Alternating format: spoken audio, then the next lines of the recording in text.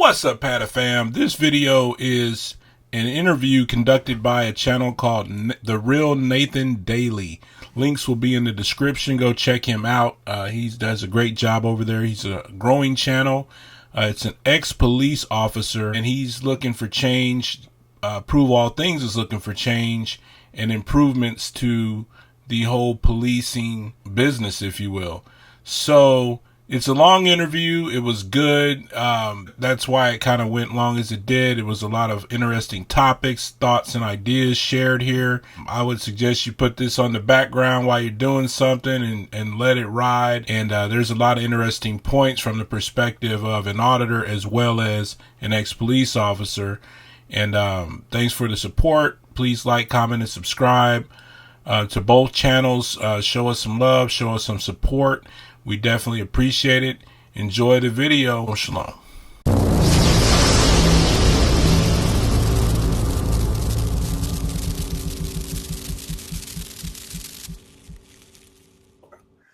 All right. We're back again. We're back again. Mic check, mic check. Make sure the audio is good. As people start pouring in, we have a lot to talk about. A lot to talk about. Let me see what the numbers looking like. Yeah. All right, good. Welcome back, everybody. This is Real Nathan Daley, and I am your translator. I'm here to provide some insight on some difficult topics, current event issues, the drama in this country, issues involving police. And this is the perfect time. This is absolutely the perfect time to have this type of conversation. You guys don't know, I've been wanting to have this conversation for a long time. You guys heard me speak about these issues on the channel, and we have a special guest tonight. I'm going to bring him up in a little bit, but I want to give you some behind the scenes action and stories and perspective before we bring him up, because this gentleman is a wealth of knowledge and he's doing the work in real time. What type of work are we talking about? Activism. Activism. And a lot of people don't know about this. And I think this is important because I've ran into people who do this work in real time, you guys. They are called First Amendment auditors, for those who are not familiar with it. No worries. We have a trailer we're gonna break down and dissect. I have a video that I want to show you that went viral out here in Atlanta, my own hometown over here. He came out here and put some work in and exposed something that requires discussion. We're going to be talking about a lot of things involving policing, the policing issues, the root of the issues, and then what things he has observed doing his craft, you guys, the craft of activism. So shout out to you guys in the chat as you roll in. Please hit the like button. We're going to go over a couple things. We are on our way to 20,000. So I'm really excited about that. We were making some good progress, you guys. This channel is only a year old, and the people have spoken. The people say they want more of this information. They want more Nathan Daley. I'll try to give you the best I can. There's been a lot of things going on behind the scenes. The channel has been evolving. As you notice, you guys, little admin work. We have our memberships our members have badges now. The badges look really amazing. We also have our merch shop. Our merch shop just came out. The merch is good.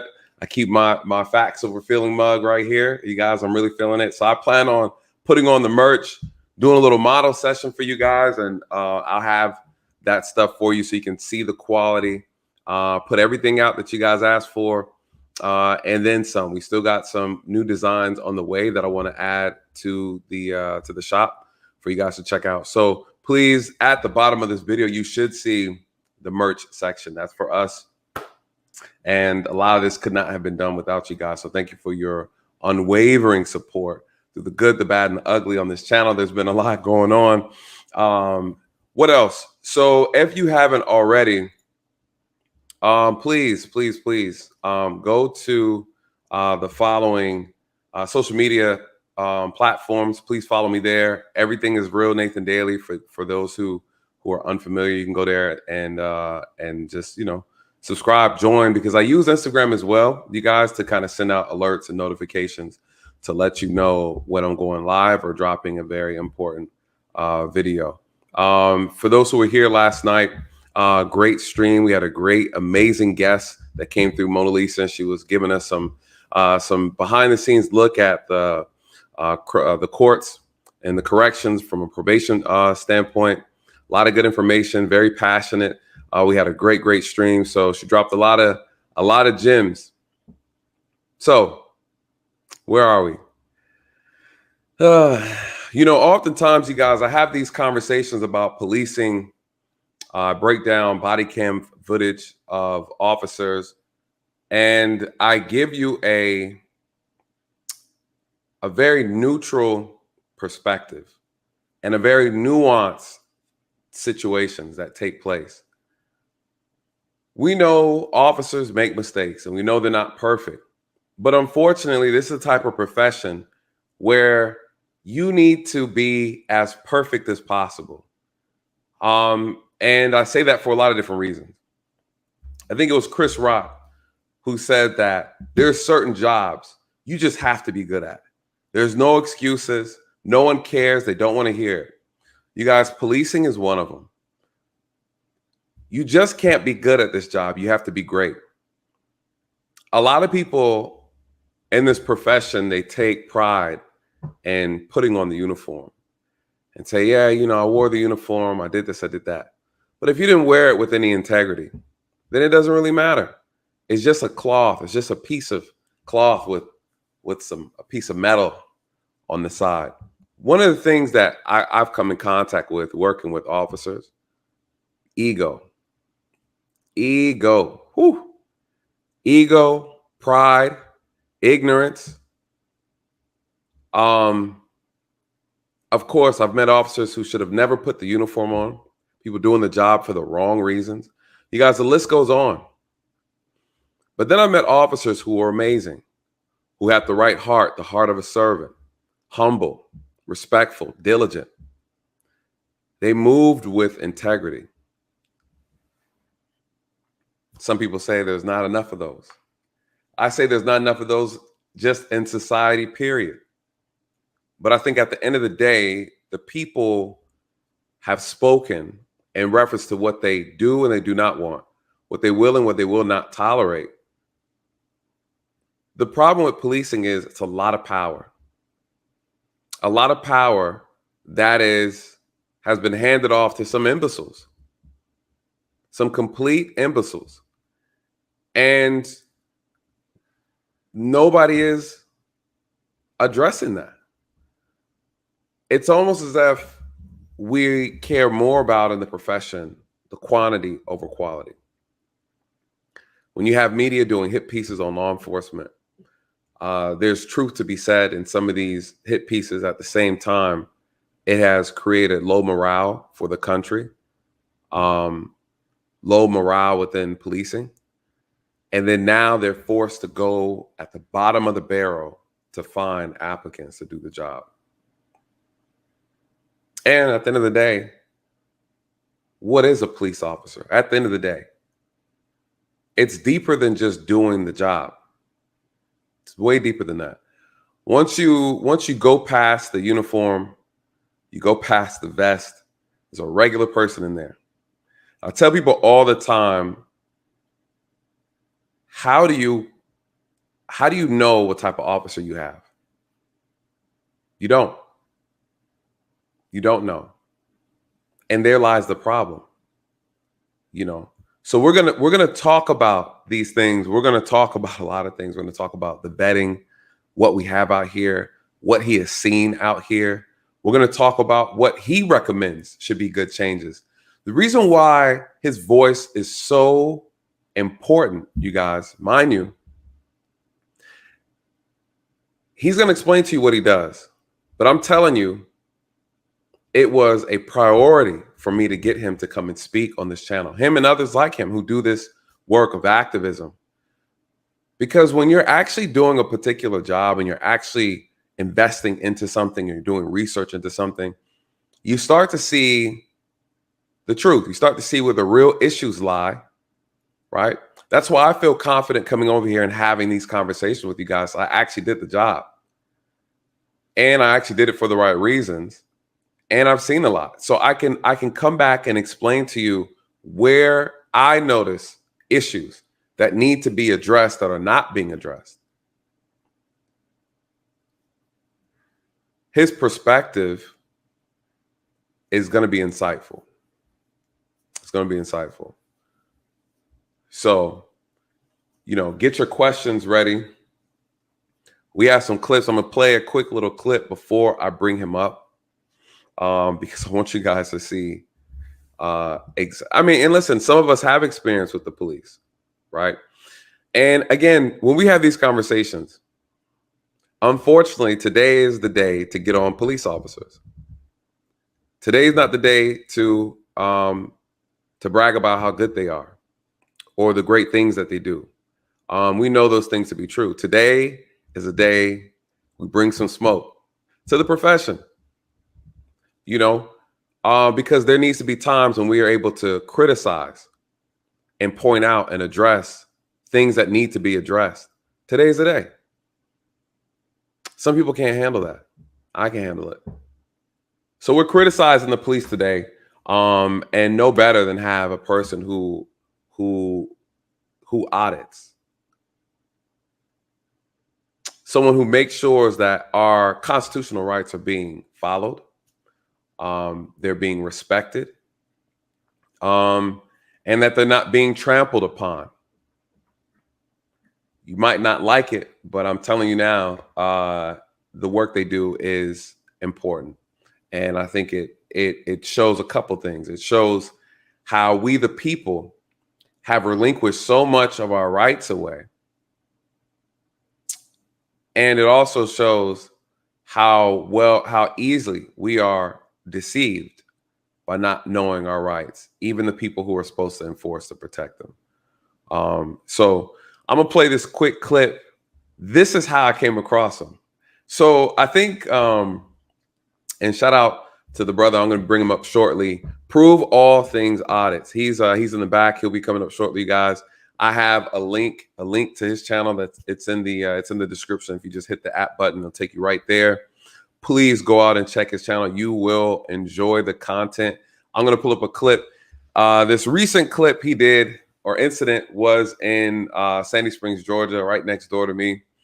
And he was near in front of Cardi B's house, and the police, they called the police on him. Security called the police. I'm going to have him give the whole story, but I want to play this clip. This clip went viral, 7 million views. 7 million views. Man, I love it. I get a chance to sit back and watch this, but let's play the clip. And I'm going to point out a couple things to you that I saw immediately when I first saw it. And I said, oh, I got to reach out. I got to reach out to this brother. But let's go ahead with the clip. What's going on, gentlemen? Hey, officer. Can I get your name and badge number? Sure can. 337, sir. Your name? You don't get my name, sir. By our department, my chief. I don't have to give you my name, only my badge number, 337. All right. Fair enough? Fine. That's how it is. Yep. Okay. That's how it is, sir. Nope. All right. Listen, just that quick. Just that quick, the officer destroyed this encounter. He absolutely ruined this encounter within 0.05 seconds, you guys. Now, the gentleman who's recording is our guest today. All right. He's a First Amendment auditor. He goes out and he makes sure people are honoring and respecting our rights, even police officers. And oftentimes when he's challenging these places, the police are called. He challenges the officers on their knowledge of the law, and our rights as citizens. This is activism, you guys. If you're not careful, the same rights you think you have, you really don't have them. You feel like they're there, but then they're never respected. So the police get called. He's in the neighborhood, and he asked the officer for his name, which is public record. What did he say? I don't have to give you that. The problem with a lot of these officers, they forget who they're supposed to be serving. You are a servant of the people, whether you like it or not. The ego You can see the ego in his walk. Now, shout out to Sandy Springs. I love those guys over there. But again, we are criticizing tonight. This is constructive criticism. Bless his heart. We mean no offense, but we're going to call out the bullshit. We're going to call it out. He tells this man, I don't have to give you my name because my chief said so. Now, right then and there, you've already created a wedge and a disconnect between the people. You come to the scene assuming that the person you're talking to is the bad guy. And even if he was the bad guy, giving your last name is not a violation. So, very cocky, very, very arrogant. And then this piece. This is how you break communication between individuals in this uniform. By our department and my chief, I don't have to give you my name, only my badge number, 337. All right. Fair enough? Fine. That's how it is. Yeah. Okay, that's how it is, sir. No problem. That's how it is. Woo, woo. This is what people have an issue with. When I hear complaints about policing, this is the guy they're talking about. This is the guy, you guys. This is him. This is the poster child for I can't stand the police. This right here. The look, the walk, the way he breathes. You can tell he's going to be a nuisance. You can tell he has tyrant vibes. The arrogance, and then the nerve, the audacity. Yeah, that's how it's going to be. Whew. Wow. This is the ones they talk about. Let's proceed. Okay. You are in the roadway, which is against the law, and if you don't live around here, you're loitering and prowling. Do you have a? Are you local? I don't. Do you have any journals? Loitering and prowling. If you don't live around here, that's not how the law works, and that's not even what the law says. If you don't live around here, you're loitering and prowling. He's. What's the other issue people have with police officers? Not knowing how to do their job properly. Making assumptions, stereotyping, being racist, being bigoted, being disrespectful, being unprofessional. I mean, the list goes on. Being overzealous, power, tripping, God complex.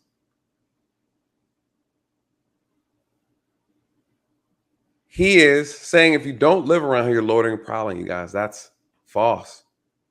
People are always in places they don't live around. Doesn't mean they're loitering and prowling. Already off to a bad start. Part 2.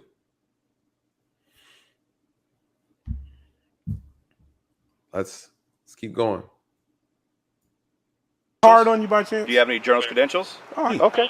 Well, Hard on you by chance? do you have any journals credentials? Oh, yeah. Okay. Well, I'm fine with that. But you just said you're a journalist, so I'd like to see some kind of credentials to show you're a journalist. Well, I don't need to provide that. Well, you just said you're a journalist. I am. Well, I'm a space astronaut. Interesting.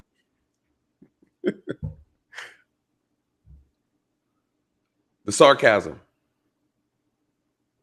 This is unprofessional, you guys. This is disrespectful. Right? And again, it's not warranted. It's one thing when you're dealing with a real crime, a real criminal, a real incident, and you guys are going back and forth with some verbal, a little verbal dispute. You know, that's one thing. I kind of give that. All right, both of you guys are going back and forth. All right, you're entertaining the foolishness. Okay, I get it. This was not warranted. It's not warranted. But it gets worse. And this is what, now I see these videos all the time, but this right here, you guys, this is what got me interested. And this is a reflection of why these conversations need to happen. I have a First Amendment right to walk down the street and record. Now, First Amendment right does not authorize you to walk down the street. First Amendment is freedom of speech, sir. And it's also freedom of press. That is the Third Amendment. Second Amendment. Third Amendment is no soldiers in the home. Yikes. You guys, some of you may have missed it. Let me run it back. Some of you may have missed it. They're talking about your amendments, your rights. The First Amendment, they get into a discussion. Well, it's not even a discussion. Our guest, Shannon, he says, listen, my First Amendment right, freedom of press, freedom of speech. And he says, oh, no, that's not true. First Amendment, that's the Third Amendment. You guys, this is a problem. This is the biggest issue, one of the biggest issues. Education. The lack of could you imagine if an officer doesn't even know the actual rights he's supposed to be protecting? How can he defend or protect or not trample on your own rights when he himself doesn't know them? You guys, this is a problem. Do you think he's the only one? No. There's thousands of them who are not only willfully ignorant, but imbeciles by nature. You guys, I've seen it. I've seen it. I've seen it. And it's unacceptable. Why? Because this profession yields so much power, so much authority. I tell people all the time, you want officers to be counselors, to be therapists, to do all these social issues within communities, and they can barely get the basics of the job correct. Their foundational job, they struggle to get correct. Why put more on them when the basics they struggle with? You guys, this is supposed to be cop 101. This is elementary in nature. This is unacceptable. And listen to what he says. I'm going to play it back. Listen to what he says. Freedom of speech, sir. And it's also freedom of press. That is the Third Amendment. Second Amendment. Third Amendment is no soldiers in the home. Now, Second Amendment is the right to bear arms. Okay, so I'm not going to get in a debate about amendments with you. I'm not going to get into debates. What? Sir, post should strip you of your certification, remand you to 6 months of education that you have to pass a collegiate level course on constitutional law. Period. Send them back. This was an embarrassment to the department. This was an embarrassment to the chief. Why do I say that? Because the moment he stepped into the scene, he threw the police chief under the bus. He threw him under the bus. I don't have to give you my name per the police chief. If I was the chief, I'm like, sir, that's not how this works. Right? You have a citizen asking for you, give him your damn name. You know, I can imagine that is only there for criminal cases when you're dealing with a real crime and you don't want to expose your name to the criminal at the scene. But at the end of the day, you guys, we're public servants. It's public record. Your last name is all over the place. It's not going to change a damn thing. If you give a person your last name badge number because you didn't give it at the scene, it makes you feel more empowered. No. If anything, it's causing more of a rift between the community. This is one of my law enforcement shirts right here. Guess what? Daley is on the shirt. There's no way around it, you guys. There's absolutely no way around it. But listen, I can talk about this all day because it's an amazing conversation to have. I'm going to bring up my guest tonight, and we are going to have an amazing conversation. And we are here to criticize. We're here to call it out. It is what it is. I have some law enforcement officers who watch the channel. They respect the content. They see the truth. listen, if your feelings are hurt, bless your heart, because the facts don't care about your feelings. Without further ado, bringing up my amazing guest from, y'all gonna love this, Prove All Things Audit. Bring this brother up. Yeah. Shalom. That's Bless you, brother. Thank you for having me on your show. I think you do an awesome job with your show. I'm a fan. I've watched some of your content. I love the delivery. I love the way you do it and present it. Seems pretty fair and balanced in my opinion. So thank you. I'm honored to be here, and look forward to this information we can share with your audience tonight. Absolutely, man. First, and thank you for responding to the call, man, and having being willing to have the conversation. I really, really admire the work that you do. I admire what you stand for, and I admire the activism. I think it's necessary, it's needed. And you guys who do this work prove that it's important. My thing is, when I decided to do this movement on YouTube, I wanted to rope in a lot of First Amendment auditors, because I believe you guys' voice matters a lot, because you see it firsthand, and you've created awareness on social media platforms exposing these things. So when people are talking about reform, if a First Amendment auditor is not at the table, you're doing this piece a disservice, in my personal opinion. Who better to talk about what needs to change in policing than those who are auditing? Essentially, this should be a paid profession, in my personal opinion. And we're going to talk about it based on my views that we need civilian oversight throughout the criminal justice system. And who better to do it than those who love constitutional law, those who love our rights. These are the people who need to oversee. I'm talking about constitutional junkies. I know some junkies out there where they're shooting the amendments up in their vein. They need it. You know what I mean? You guys' voice matters, and it needs to be. I'd prefer you and others like you overseeing this system, man, because you're going to be fair. You're going to be fair. Well, if you think about it, there's auditing in a lot of aspects of life. Like if, for your taxes, probably the first thing that comes to people's mind if you mention the word audit is the IRS auditing tax returns. Right.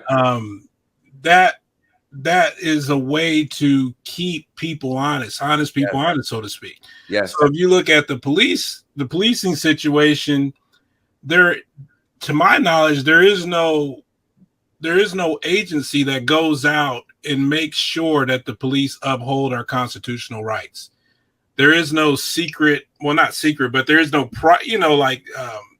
undercover, if you will, agency that goes out and audits the police departments to make sure that our rights are upheld, our constitutional rights. Right. Nobody cares as far as the government goes. And the only accountability that they have that we can do is when the citizens take a camera out and they go around and document what the police are doing and actually hold them accountable as citizens, because there is no agency to do it. Right.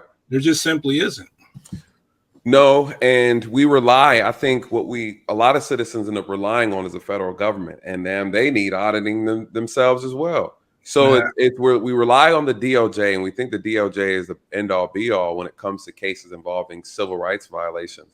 In actuality, we need something before that, right? Like you said, the goal is to prevent, not necessarily react. And what we do oftentimes is we react to a violation after all the pain and sufferings are already occurred, where these things could have been caught a long time ago. You have officers who are, if you look at their record, they show signs of, they not just signs, but they've already committed several violations and they've maintained their job.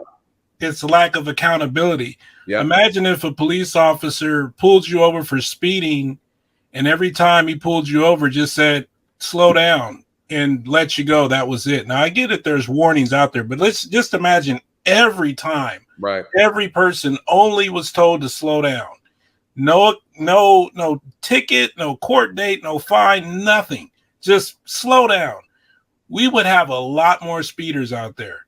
True. You know, I mean, so these police, the reason that a lot of officers have this attitude that they have is because there's lack of accountability.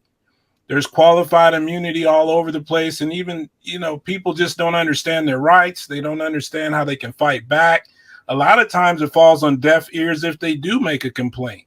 A lot of these police departments don't even bother responding to complaints issued against officers. They don't even give you a response. I've had it happen myself multiple times. And you have to basically call them and beg them to get any type of response. And it's usually really vague. We dealt with it. Well, what'd you do? Well, we got it. We can't talk about it. That's private information.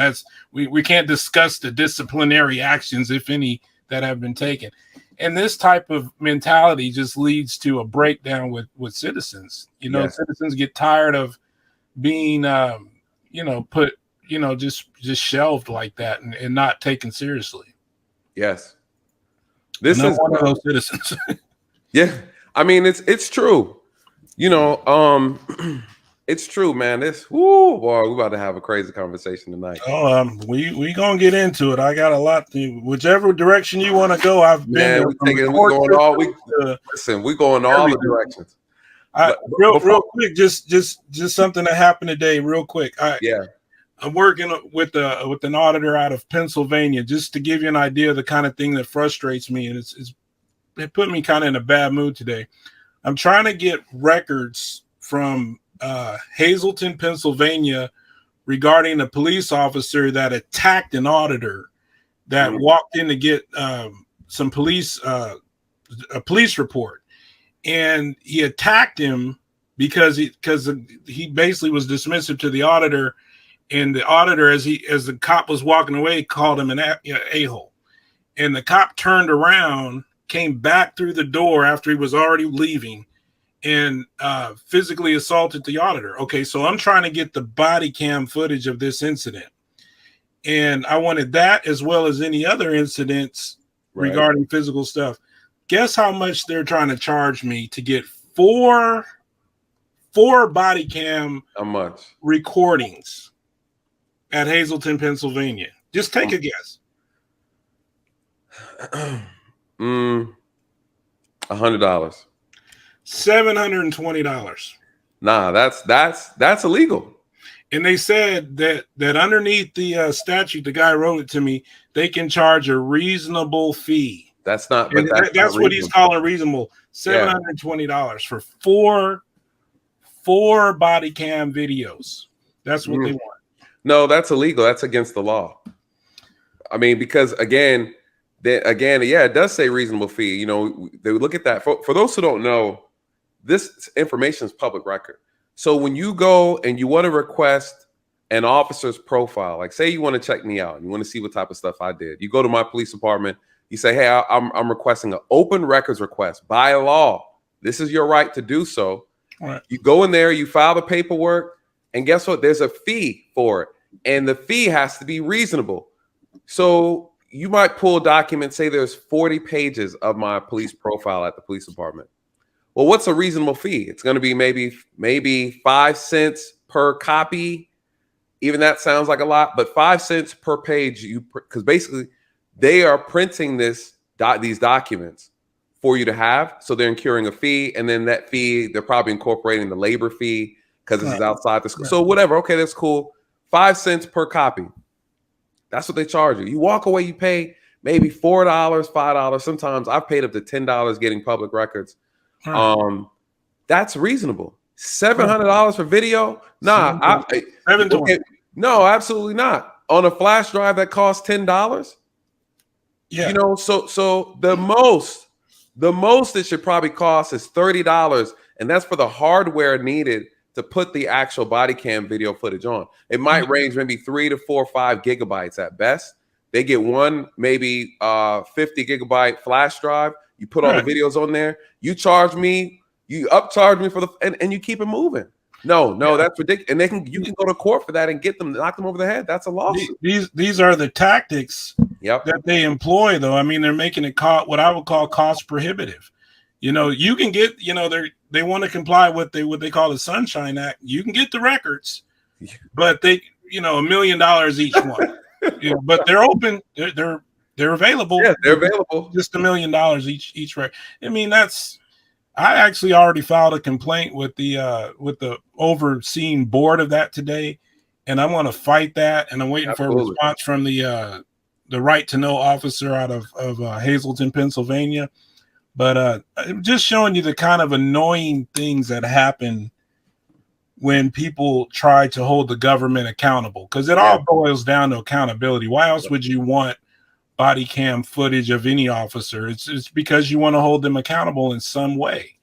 And by them doing this crazy pricing, what are they essentially trying to do? Not be held accountable. Correct. So these are the type of reasons, these are the type of things that happen that motivate me to go out. You know, people talk about the Cardi B video. They go, oh, you know, if you were standing in front of my house, I would be pissed off and you're a creep. And, you know, they have all this negative, not everybody, but some people have negative perspectives on that situation. I say, well, you got to go watch the whole video. Don't just watch the short.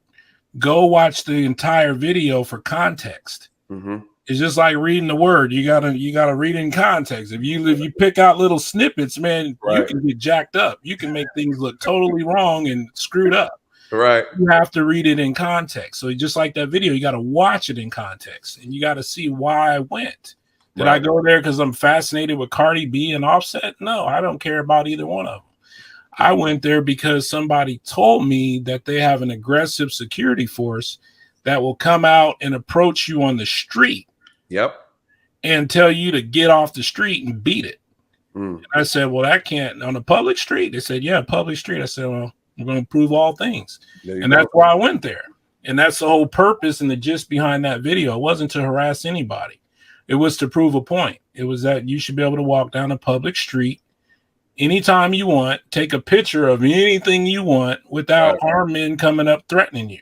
Right. You know, this is supposed to be the land of the free. Well, damn it sure don't feel like it sometimes. No, it does not. It's this country has gotten really good at creating the illusion of freedom, Exactly. making you believe that you're making the decisions that you want to make for yourself, and in actuality, they've coerced you into making a decision. Now, tell the people. Well, go ahead and really introduce yourself. Tell them about your channel. Okay. Explain to them what you do. And what does it mean to be an auditor? Just to kind of so people get the gist before we dive into this. This is going to qualify you to have this conversation. And I know people are going to be flipping over. Well, I've supported the auditing community for years before I started doing it myself. For many, many years, I've sent equipment, gave donations. It's just something that I'm passionate about. All my life, I lived in Denver, and for a long time, and I have so many memories of just walking down the street, being messed with by police, pulled over for just nothing reasons. Like cops would say, oh, it looks like I had a bullet hole in my car, or my tent was too dark and I didn't even have any tent. Just the craziest stuff where I looked suspicious and just frisked and stopped.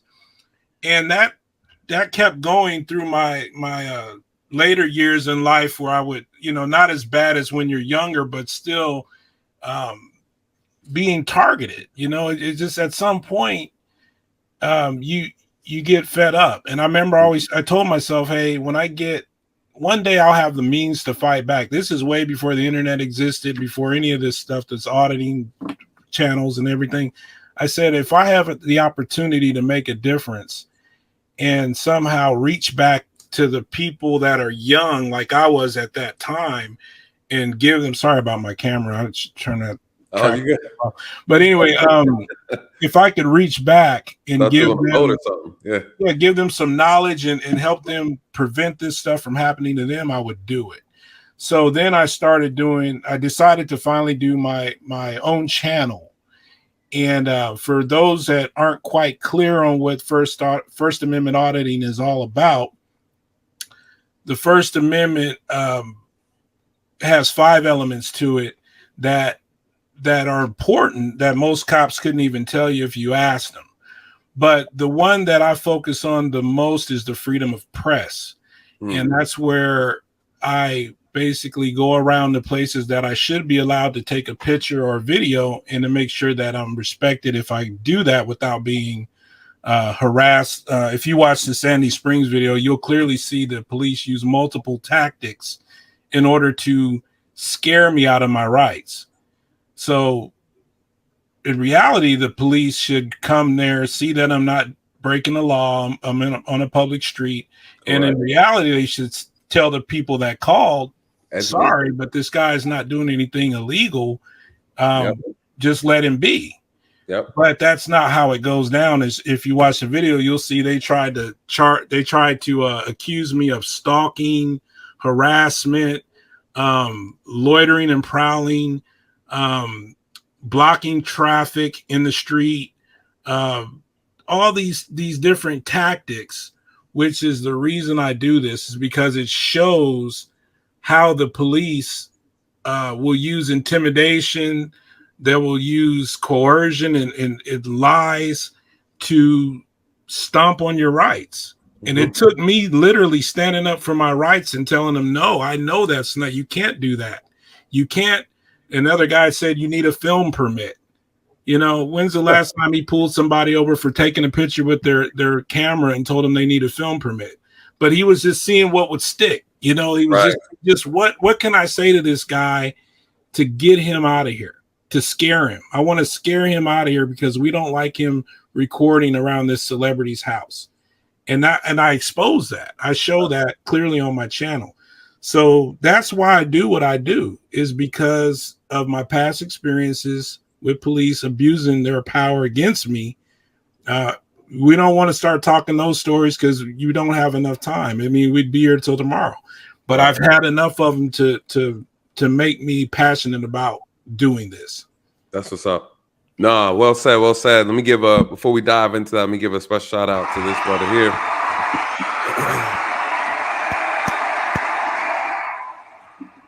Nate says, I'm glad you have the heart to have this conversation. I have a newfound respect for you, Officer Daley. No, thank you. This gentleman, we had a quick discussion last night on the previous stream, talking about policing and police accountability. Thank you so much for the super chat. He's in Colombia, I think. I don't know what that number is, but you know, I appreciate it. Looks like a lot of money. It looks like a lot. So we take all funds over here. We don't discriminate.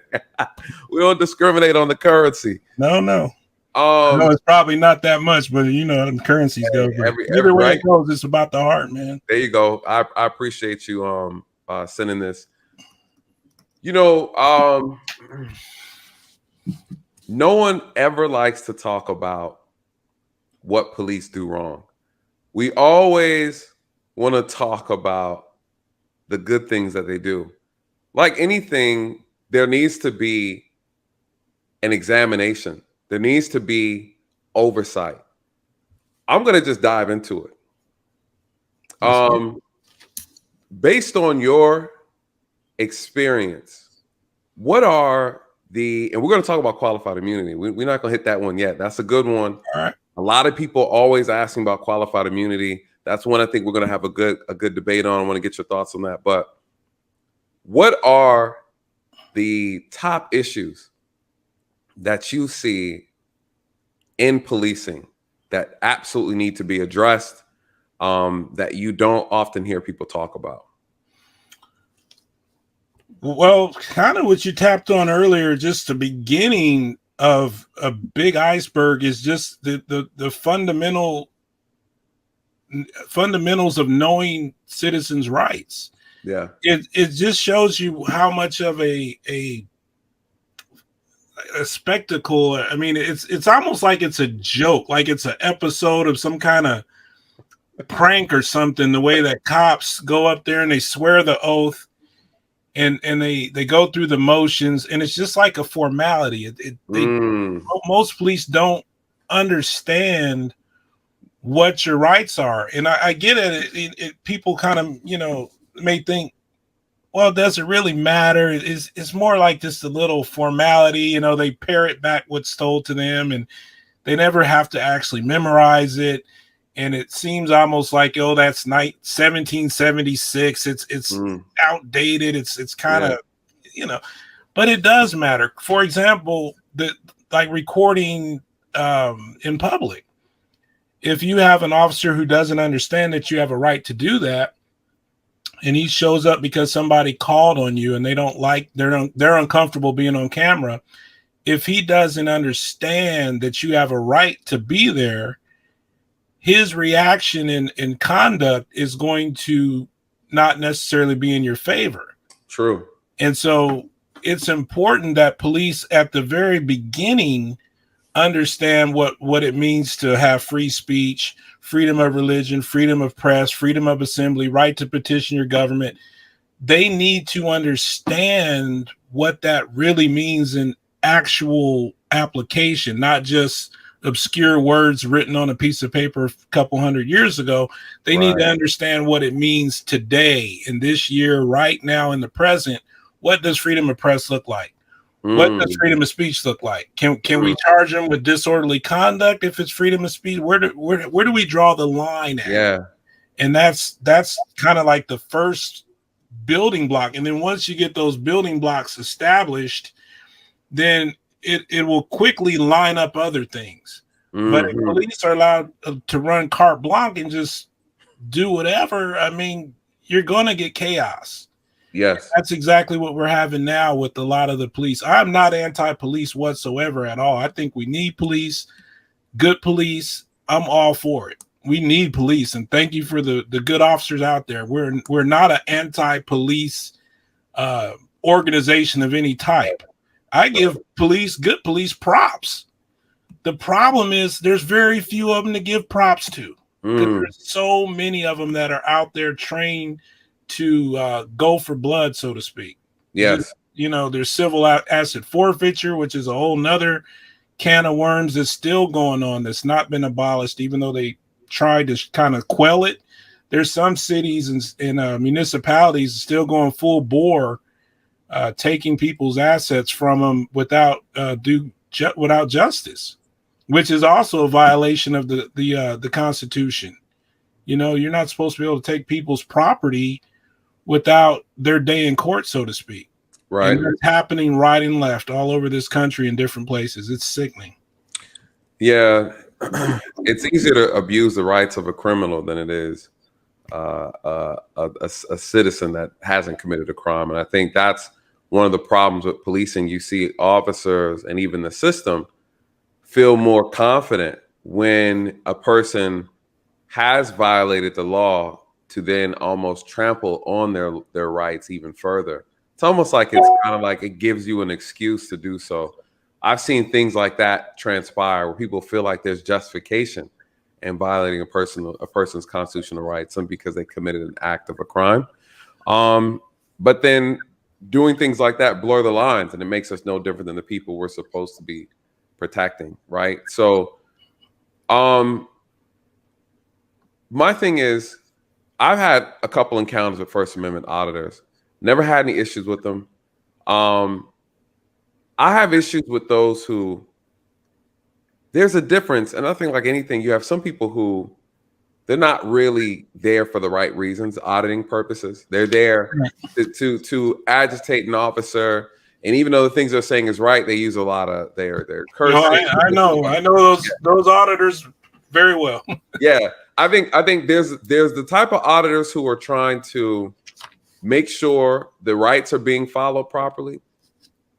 And there's auditors who try to provoke officers by way of, you know what I mean? I don't have an issue with those guys either, because at the end of the day, what they also end up exposing are officers who are too sensitive for the job.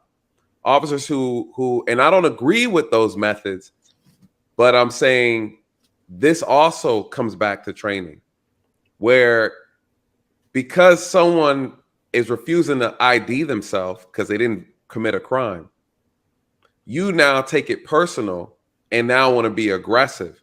And now the auditor he smells blood. And when these guys smell blood, they go in for the kill, right?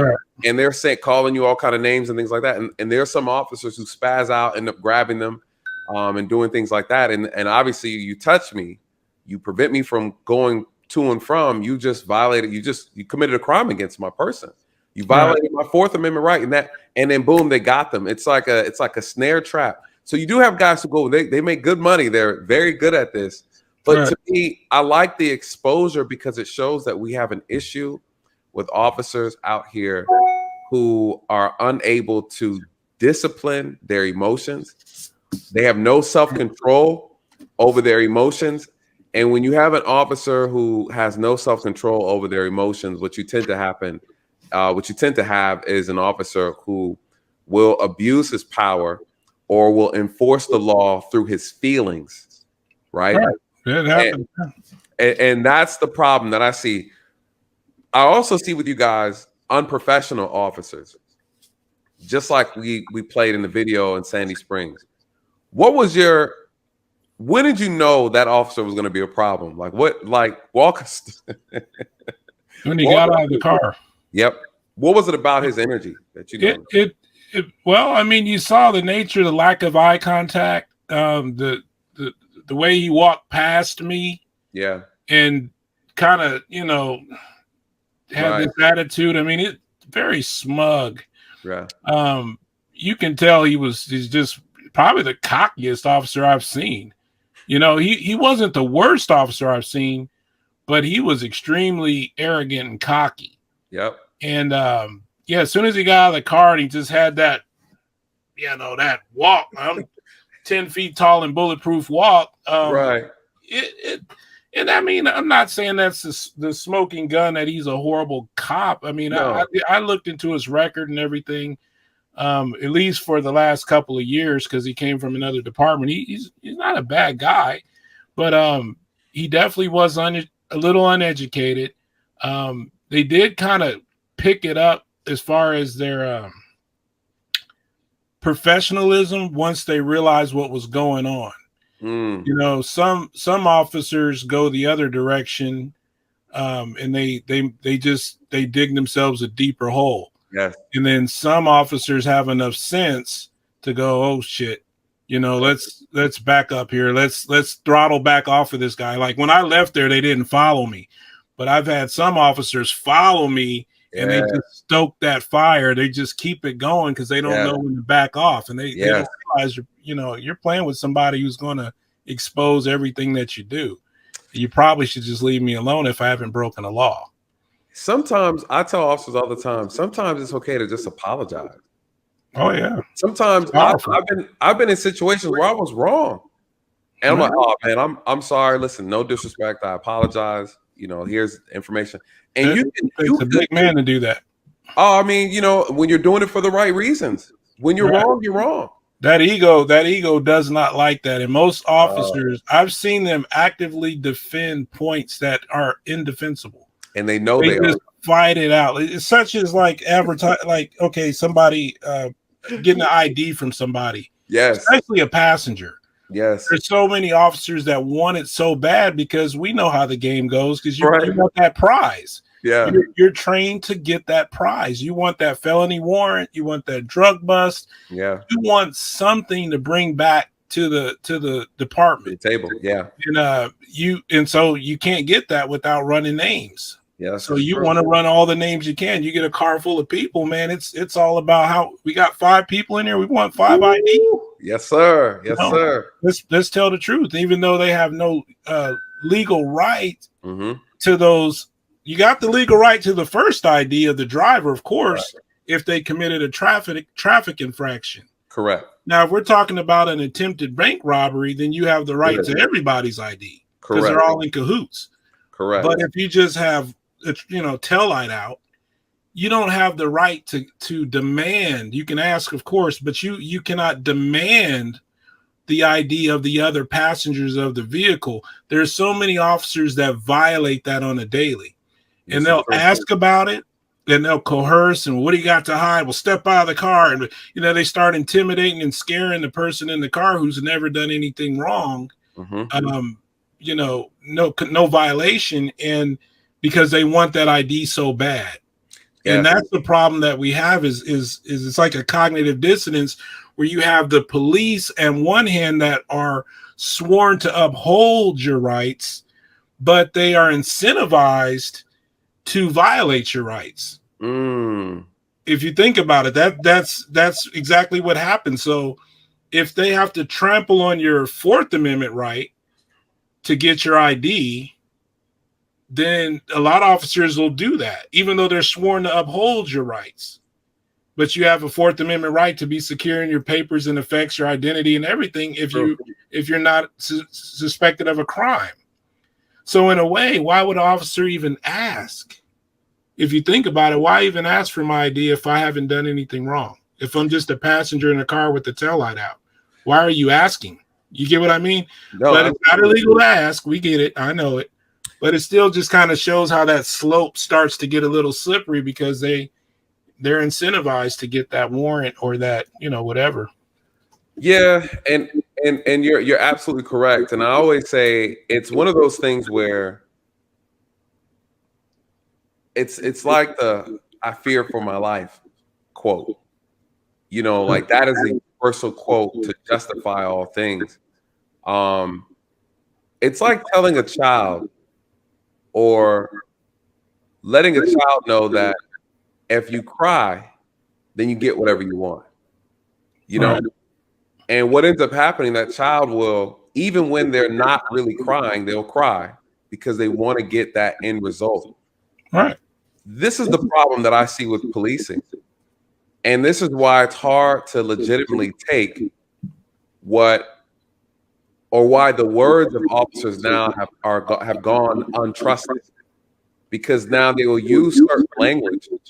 I think it's an echo. You got YouTube up in the background on yours? No, I got your the live. I'll turn it down a little bit. Let me see. I got where I can hear you. Okay. Oh, that's better. You can hear me still good? Yeah, I can hear you. I Okay. can put on headphones if need be. No, you're fine. I think it was just the feedback, but I'll turn it down a little bit more. I think the problem that I've seen is that people no longer are trusting the words of an officer. When I first started, it was still there a little bit. It was still there. And then body cam footage came out. And then people are like, hold on, officer, what you put in your report is not lining up with what we see on this video. Hey, officer, what you put in this report is not lining up with what the witnesses said. The job went from officers don't tell a lie and they have integrity to damn officers are lying too damn much, to where now we can't trust them. Now we need with the Rodney King video, to be honest with you, that video ushered in the era of digital transparency. Mm-hmm. Way back then in 90, 89, 90, whatever that was, that ushered in the accountability of police action. Because if you can imagine, without that footage, that footage has a different impact. I mean, just think about George Floyd. If somebody were to tell you what happened, it would, okay. But man, seeing it and hearing him gasping for breath and yelling for his mother, and it's another thing. That camera has a power that cannot be understated. That's or true. Overstated. I'm sorry, but it just does. So that's why it's important to get out there and film. I encourage anybody watching this broadcast to always film interactions with law enforcement. Always, and it doesn't mean that you're trying to catch them or be mean to them or anything like that. It just means you want to have a clear record, and hold them accountable for what is said and what is done to you at that stop. And if you see somebody else stop, and you got time, record them from a safe distance. Don't antagonize the officers. You watch my audits. I don't go out and call names to officers and start stuff like some auditors do. That's just not my style. I like to show interactions reasonably. And I know if I go up to an officer and call him, all kind of disrespectful terms, it's going to be a different style of audit. But at the end of the day, they're human, and I can kind of go, well, you're asking for that style of audit.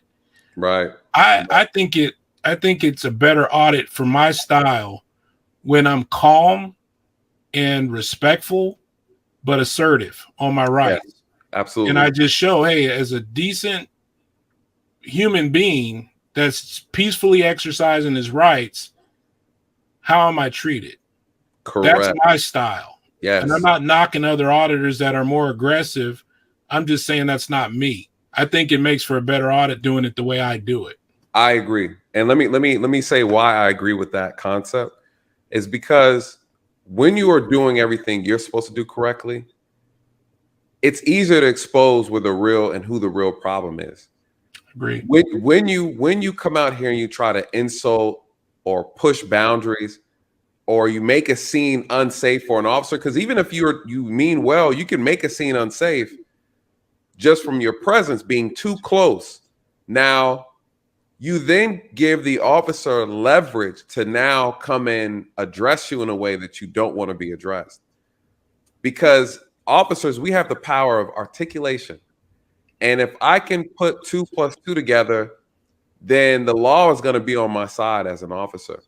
Right. So you have to, when you're cool, calm, and collected, it works in your benefit. The officer can't say you were in a threatening manner. The officer can't say that you were obstructing justice. The officer can't say that you impeded in their investigation.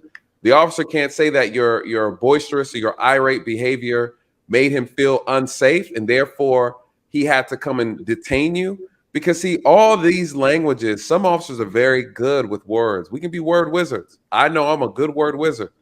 Right. But I use my words for justice. One thing on that note, Nathan, is a lot of officers abuse that distance. Yeah, of course. Yep. To stop people from recording. You know, I've seen it happen multiple times where somebody is on the other side of the street and officers go, hey, you know, we can't keep an eye on you and an eye on them. Why don't you move over here, go over there, step back over here? And they try to control people in public to make themselves feel safer. And that's when you start getting in that fine line between an officer manipulating somebody that is having freedom of press and recording in a area in a vantage point to where they can see what they're trying to see as well as hear what they're trying to hear. If they're pushed back 50 feet from that point, then obviously that diminishes what they're able to record. Right. And I think without a clear boundary of, let's say, 10 feet or some actual number, 10, you know, this distance from the officer is good, then it becomes subjective. Correct. And then, of course, you get officers that say, well, that next block over is where I feel comfortable. Right. Yeah, it's a very ambiguous term. Exactly. Yeah, I mean, you know, games are played. And I think my experience, there are times where you have an experience with a person and they ruin it for everybody else. That's been my experience dealing with some auditors. I never take it personal. A lot of times my experience, one I remember vividly, is a church called because there were a group of protesters holding up signs against the church. And they called me out. Now, I don't like dealing with that kind of stuff because I know it's not criminal. So to me, it's a waste of time, but they want us to go out there just to kind of, you know, appease the caller, especially when it's a big church and they are connected, right? This is a big, I get what you're saying. Yeah, this was New Birth. So this was politics. This was a political call. So I go out there. I know what time it is. So I know the affiliation with the church to the department. So I go out there. I see the guys out there. And immediately I step out the car. Oh, here they come. They want to violate my rights. And I'm on public property. I'm on the street. I'm not on. I walked up to them. I said, hey, man, I didn't even say anything to you guys. You're already complaining about something. I said, what's going on? Oh, I need your name. The person said, I need your name, badge number. I'm like, cool, not a problem. And, you know, here's my card. I said, what? Why would they call the police on y'all? What's going on? Well, we're protesting, blah, blah, blah. I said, well, I heard that you're shouting stuff at people driving by. That's what the church folks are saying. We're not shouting nothing. We're just exercising our rights. I said, all right, cool. Well, you guys have a good day. Please stop being annoying. I got my car and I drove off. And that was it. I said, stop being annoying. And as I'm walking away, Officer Daley, we appreciate you for respecting our rights. I said, not a problem. I said, stop being annoying though. And I drive off. You know, my thing is, you have people who come out here and they purposely irritate the public. I get it. And that's sorry to say it, but that's legal. It is legal. It is. It's not against the law to be annoying, right? It's not against the law. Right. So I'll tell them that. Then I get in my car and I drive off. I don't get into a pissing contest with people who are exercising their rights. I just don't. You know, and I think what tends to happen, what I've witnessed, is officers take it personal, like it's an attack against them. And then they start trying to enforce the law through their feelings.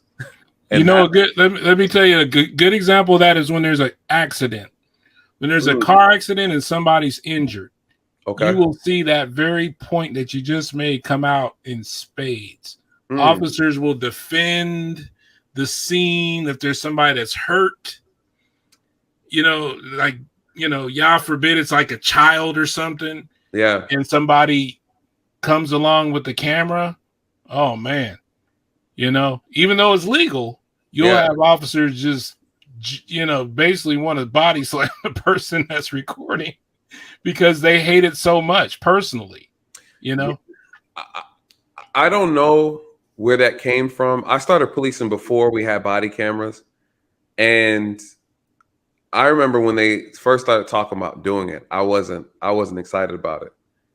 And then after a while thinking about it, I said, well, I'm listening to other officers talk about it. There are always a few that were like, oh, I'm not putting that on and they don't need to see. And I'm thinking to myself, well, why is there an issue? Why would there be? And I just started thinking about it. I said, it really doesn't matter. I said, if anything, it helps me because I get lied on in this job. As officers, people do. You have citizens that do lie on you. The body camera has saved me from so many complaints. And I just like, hey, check my body camera. You know, a complaint comes in because someone didn't like the way something happened, or they felt like you were being unfair, or I'd be like, check my body camera. I love the body camera. I absolutely love it. And I feel like to this day, for departments who don't have one, I feel like that's a problem. I think it says a lot. What are the other, if you could change anything outside of, we're talking about education for police officers, you touched on that.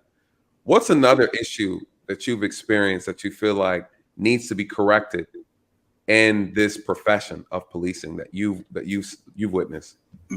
One of the biggest changes that I could see that would be the way that the police handle complaints. And what I mean by that is, if you had a judge that was overseeing, let's say her son got a DUI, or his son or whatever, a judge's son got a DUI, and that case came on the docket for that judge. Ethically, that judge would remove themselves from that case. Ethically, they would say, this is a conflict of interest. I'm not going, whatever. I can't oversee this case. I'm going to pass it off. This actually happens, you know, where this type of thing happens, and they say, hey, this person's a relative of mine or something. Ethically, I'm supposed to remove myself from the equation and pass this to another judge. It happens all the time because it would be a conflict of interest for that judge to rule on their son's murder case or DUI case or whatever it is. Because I mean, come on. Right. So I think that's the fundamental problem with the police structure right now, is because the same people who are overseeing the discipline are their coworkers. Yes. I mean, there's an officer that had a DUI in Aurora, Colorado, and he just got off of it because the police, the chief said it's a stressful job. And of course, once it got out into the public, you know, they had to backtrack that, but it took somebody like me it wasn't me, but it took somebody like me to expose it. And that's my point. So what I think would make an effective change would be if the department didn't handle their own complaints. Yeah. If another department oversaw, and it was a neutrality where they didn't know each other, they weren't coworkers, they weren't buddies, you know, they didn't have to face the person that maybe had to pass a judgment they didn't like on them every day, because there's a lot of politics. I'm sure you know, as an officer, a lot of politics in policing. Yes. So that's the fundamental problem is you're asking the police to police themselves. And that's why we see such a lack of accountability. If there was another, I think if it rotated, if it was like, if the complaint went to another random organization, or at least another random police department, right, and they were neutral, they had no vested interest in anybody in the department, that would be a step in the right direction. But then again, you still have police officers looking out for police officers. Yes. So really, if you just had an oversight committee that looked over that was neutral, that would start to make a change and just totally abolish this idea of internal affairs where it's you have to walk into the very place that has violated you as a citizen, yep, and talk to these officers that you're scared of or intimidated by in order to seek justice. You should be able to go to a separate entity and say, hey, look, this is what happened to me. Here's what I have. And then, of course, the police officers that are involved should be able to come and say their side of the story, and then have that independent committee determine if there should be if it should proceed or if it's unfounded. That's what I think should happen. This whole lack of accountability would start to get resolved really quickly if it was done that way. First of all, that is, I think I've always said that we need a citizen oversight. I feel like that needs to cap, who's above the chief? The citizens are. The power should not stop at the police chief, because I understand how the policy works. I understand how the politics work and how the power works, the power dynamic in policing. And you're absolutely correct. I've never even looked at it from that perspective that you're speaking from, which is why I'm happy you're speaking on this, because ultimately what you're saying is the person who's been violated has to go to their violator. You know what I mean? And then they will use that tactic to intimidate. There was an undercover story in Florida where an actual legitimate news channel sent an undercover person to different police stations asking for complaint forms. And it was, they dressed him down, made him look kind of, hippie-ish, and, and he went in and just asked for complaint forms, and you would be amazed the intimidation tactics that happened. There was even one department that grabbed him and put him in a jail cell. And then when they came in and they had the cameras and they exposed what was going on, that it was an undercover investigation, the officer said he just did it to calm him down. But they actually would follow him outside. They'd record his license plate. They would threaten him and scare him, all when he just went in and asked for a complaint form. Yeah. It's on YouTube. It's not hard to find. It was down in Florida. And it just goes to show that even at the beginning, even before you get into whether they look into the complaints properly or not, the system is flawed right there, because that's making that person go back and go into the mouth of the lion, so to speak. Right. And there's a lot of people who are just terrified. They're not going to go in there. And then some police departments require you to get it notarized, which is a hurdle for people that may not have the ability to drive or to get around easily. So that's another deterrent, if you will, for transparency. It just goes on and on. So it needs to be a totally separate building, totally separate people that are not officers, but have the power to control what goes on. Yes. Neutral. It would be like if my brother did something to your family And then the justice was our family decides what happens to my brother. That's what happens with the police. That's the exact same scenario. Our family's going to decide what happens to our brother over here. That breeds the problem. It's broken from the beginning. So then my thing is, we all know this to be true. Some deeper, some more than others. Why is it so hard to get these things changed? Like, from your opinion, like, why is it so hard? People are experiencing these things. I'm gonna give you my thoughts, but I'm curious to know, why do you think something as simple as just transparency is a uphill battle? Because you have the people who are already in power and in high places that don't want to see the change. Yep. And they fight it actively.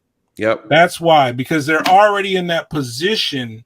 They have influence, control, and any type of movement that is a threat to their way of doing things. See, right now, the structure is kind of where they want it. Yeah. So anything that comes along to knock it off course will be met with resistance. There's a lot of money, power, and politics behind that. Yep. So you could have the most sound idea ever, but for it to gain traction and get over the hurdles of that resistance is another story. And I think most people would agree what I just said about a committee exclusive, not just Absolutely. I know there's committees here and there across the country. I get it. I mean, totally remove the police from overseeing themselves. Have a committee exclusively of trained, qualified people that have power, that listen to both sides and determine if it should proceed to a criminal charge or some type of discipline, or let them decide based on their training and knowledge and their neutral standing what should happen from that complaint, if anything. Because I know some complaints are unfounded. True indeed. Right. But I think it's toxic, absolutely toxic, to hand that form to another another sworn police officer and hope for the best. When you're talking about his buddy, you can imagine how many of those complaints go straight into the trash can. You know, from people that don't know any better. I've had that tactic used on me before, and I've learned if you ever make a complaint, get a signed, stamped copy of that complaint. Don't ever just hand it to them and walk off. And because they'll be your best friend. We'll call you. Oh yeah, we'll look into it, and then that's it. It's over. You know, I've had it happen to me. Centennial, Colorado. Believe me, I've had it happen. So it's there's. How do you, from my experience, what I see is there are some police departments that act like they are their own militia group. They are their own dictator. And I've seen it more with sheriff's departments and some rural areas where they'll tell you, I am the law of the land. They become the law, right? They think that they in some twisted way, the psychosis behind people who get so drowned in power. There's too much power in this profession for there to be no oversight. In my opinion, I don't think there's oversight. And to your point, internal affairs is not oversight, because the overseers overseeing the overseers.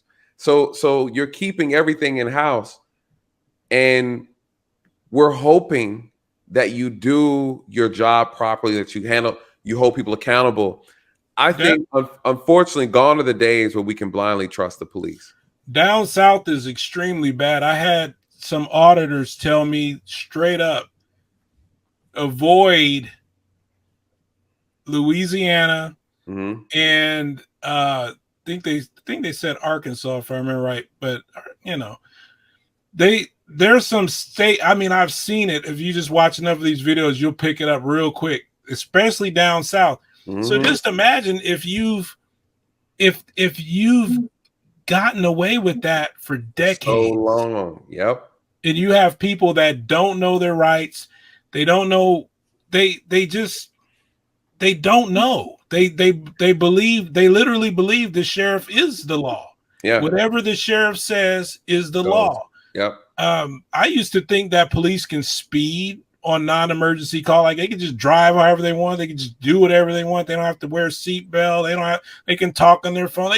They can do whatever they felt like. I didn't realize that the law applies to them too. Yes. Under a lot of situations. Obviously, they do have some power and liberty when it's an emergency and things of that nature.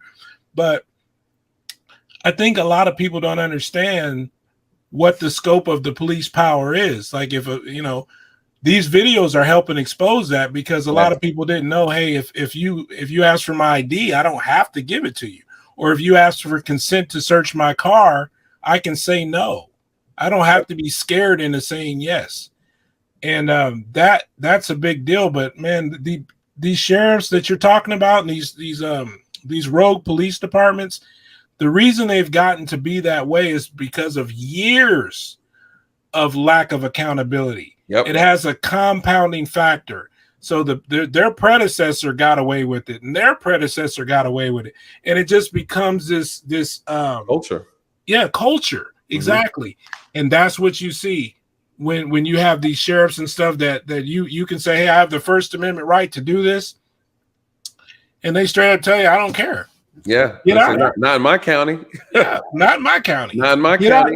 I've seen auditors get told to leave a city. Yeah, I mean that sounds like something from the 1800s, but they tell them get out of my city. Like literally, they'll tell you you're not allowed here. I had a suspect I arrested one day, and he said the judge trespassed him from the county. I didn't even know that was possible. They get away with it. God, dog. I'm like, yo, they get away with it. I didn't know that. I didn't even know. So this brings up a perfect good segue. You're familiar with this. I'm gonna pull up this news clip. I want to get your thoughts on it. All right. This is regarding, and this is perfect what you said. I've seen officers get fired behind this. I've seen officers written up for it.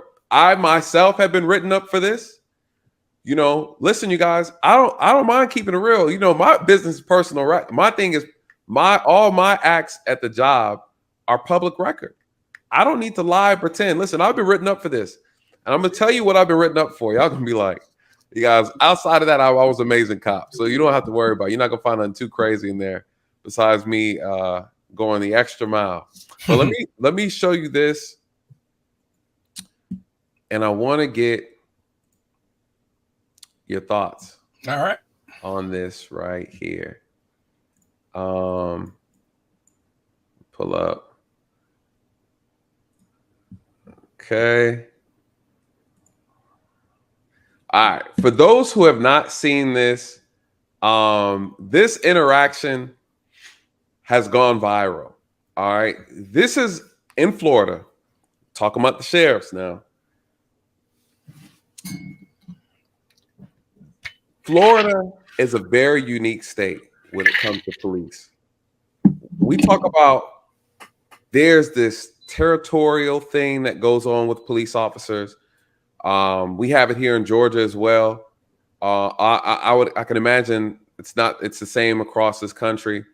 You have, and the reason why I like to call it like a militia, like they're their private army, is because they act like gangs sometimes. You have these officers, these departments, they act like, hey, this is my territory. You are running laser, checking speed on my territory. I've seen officers get into it. Hey, you're not allowed over here to be running laser. Sir, it's a public, oh, you're ruining my speed trap. You have officers like, these are things that you guys don't see. That you have departments that bump heads with each other for political foolishness that go, it's stupid. And all of it has nothing to do with serving people. No. There are people who get into this profession and they lose their minds, you guys, because they can't handle power. They can't handle power. And I'm gonna go ahead, brother. Real quick. Yeah. I've seen videos where cops pull each other over repeatedly in the same night. I've seen that. So children, man. yeah, Some of them act like kids. Yeah. You know, some of them act like kids. And again, today we are pointing out the foolishness. I've seen it. We've all seen it. This is the elephant in the room. We have cops who are grown adults that act like kids. And they act like kids. Could you imagine someone acting like a child holding a grenade or the codes to a nuke, right? Essentially, that's the power police have. They're walking around juggling grenades without pins in them. That's all it is. And you're praying that you get the one who stops you is the one who's a good juggler. Because at the end of the day, they all got a grenade in their hand. Yeah. And that's the reality of this job. A lot of power. A lot of power. A lot of power. And the amount of power that police have, the accountability doesn't match. And that's the issue. And the training doesn't match. And let's be real. The training doesn't match. The training doesn't match the amount of power they have. The attorney has to go through a whole lot more to pass the bar. An attorney doesn't have a gun and a taser. Now, hold on now. A barber has to go through more training. Was it 2 years? 2 years. Yeah. A cosmetologist. Yeah. Right. So yeah, to your point, to cut hair, breaking skin, dealing with chemicals, you got to go for 2 years. You take an officer with a whole bunch of power, freedom to be judge, jury, and executioner now. Yeah. Guns, rifles, tanks. Yeah. It's scary. Man, it is. But they need bodies, and they know they're going to get less bodies the higher you put the bar. Yes. It's gonna take more money, time. You're going to get less bodies. It's a business. Policing is a business in a sense. You know, it's all about bodies. Well, and before I play this video, let me say this. To be honest, if we scale back policing and we remove 80, my vision or my view, 80% of the calls, 911 calls, types of 911 calls that officers are dispatched to, 80% officers shouldn't even be handling in the first place. So if you just scale back on those 80% of calls that they frivolous or social issues that officers are responding to that they have no business responding to, like barking dogs and stuff like that, man, a lot, too many. Yeah. Too many. Even I would say even traffic stops. Right. You remove that. You would only need less officers to deal with more serious, I call, what we do call the 7 deadly sins. I believe officers should only be responding to matters of the 7 deadly sins or felony related crimes. That's outside of that, you're not needed. Right. You get what I'm saying? And so I get it. The amount of 911 calls officers are dispatched to, you just increasing the citizen encounters. If I'm not mistaken, they said almost 90 million 911 calls go out annually. 90 million, approximately 90 million. Over the course of any year, approximately 10 million people are arrested by the police. That's a lot of citizen encounters, a lot of citizens encounters. We need people who are working from a perspective of social services to respond to a lot of these social problems. A lot of the real criminal offenses that take place, you have some officers that are not even good at doing that, which is essentially the foundation of their job. You know what I mean? Right. So I look at reducing that, you can focus on quality. Yes. Focus on quality. You get what I'm saying? Because the quantity is surely here to appease the public, to make the public think that they're safe, because you got a lot of police going around there answering all these frivolous calls. No, you should have a public service unit handle these calls. Hey, this, that, and the other. And if a police are needed based on whatever, then the police show up. But we're going to dive into that. Let's play this video. Let me get your thoughts. This goes right into what you were just saying about cops pulling cops over. This incident went viral, and I think it's the perfect time to talk about it. All right. So you guys, for those who aren't familiar with this happened just, I think, like last week. But let's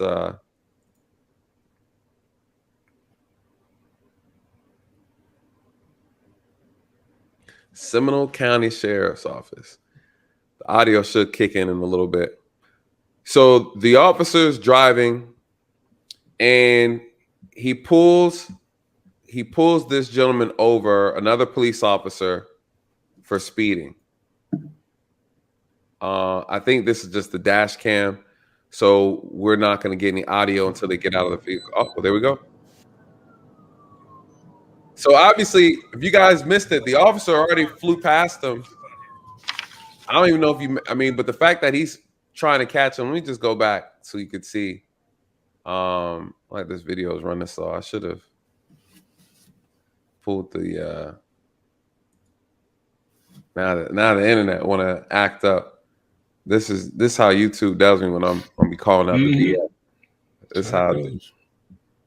Wow, look at that. Ain't this something? Wow. I'm gonna have to tell you about a nice little downloader. Yeah, I'm about to do it right now. Actually, let me while I'm downloading that. And a lot of times too, I don't like pulling up videos on StreamYard because I always like to have the video already.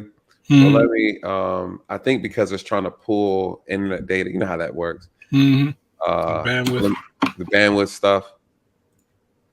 All right, here we go.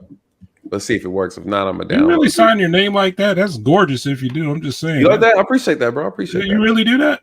Nah. That's my they'll tell you as officers. Well, when I was coming up, you're supposed to have 3 different signatures. One that you use strictly for police work, and then one for your personal. But yeah, that's the one I use for any police work stuff. Okay. Yeah, it's a smooth sound. I took time practicing that. Mine is not legible at all. So they said the most intelligent people have the worst looking signatures. So that I heard doctors don't write very good. They're pretty smart. No, they don't, man. They don't. Oh, they scrabble. Yeah, I'm gonna pull the video. But while I'm working on that, I will while I'm working on pulling this video, it won't take me long. Let me see. It's always pull this video real quick. While that's downloading, it'll be easier to play it straight from the stream than stream it. Always something. What is this? Boom. All right. Boom. Take that. All right. Back in business. Here we go. All right, y'all. Let's take a look at this. Okay. So just that fast. All right. So we're gonna break this down. People, don't realize, but officers have sometimes they have the lasers on like the dashboard, so they're able to catch speeders coming and going. So that's what I'm thinking. He clocked this officer. I don't remember how fast he's going, but let's check it out. Look how long it takes him to catch up to him to give you an indication of how fast he's going. All right.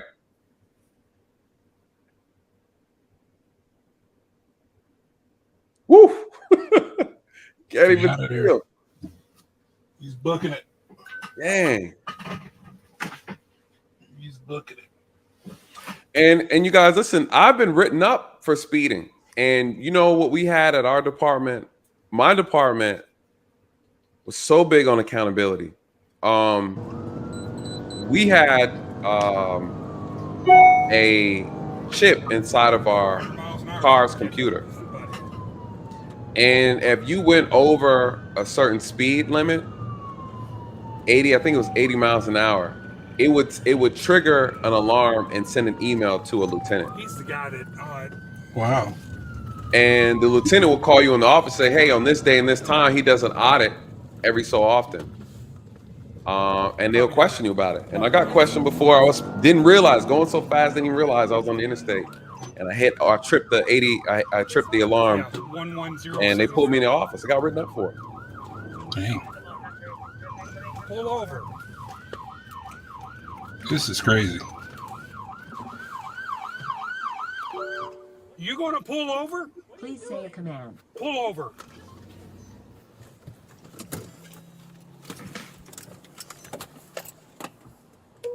Say a device name like phone or USB. Main menu. Say a command. We're gonna pull up. Audio always. Don't tell me this is just Okay, here we go. 3113 to 313. So you guys, he pulled over the officer. You see how fast he was going. This is the actual physical encounter that they're actually having. What? I am going into work, my man.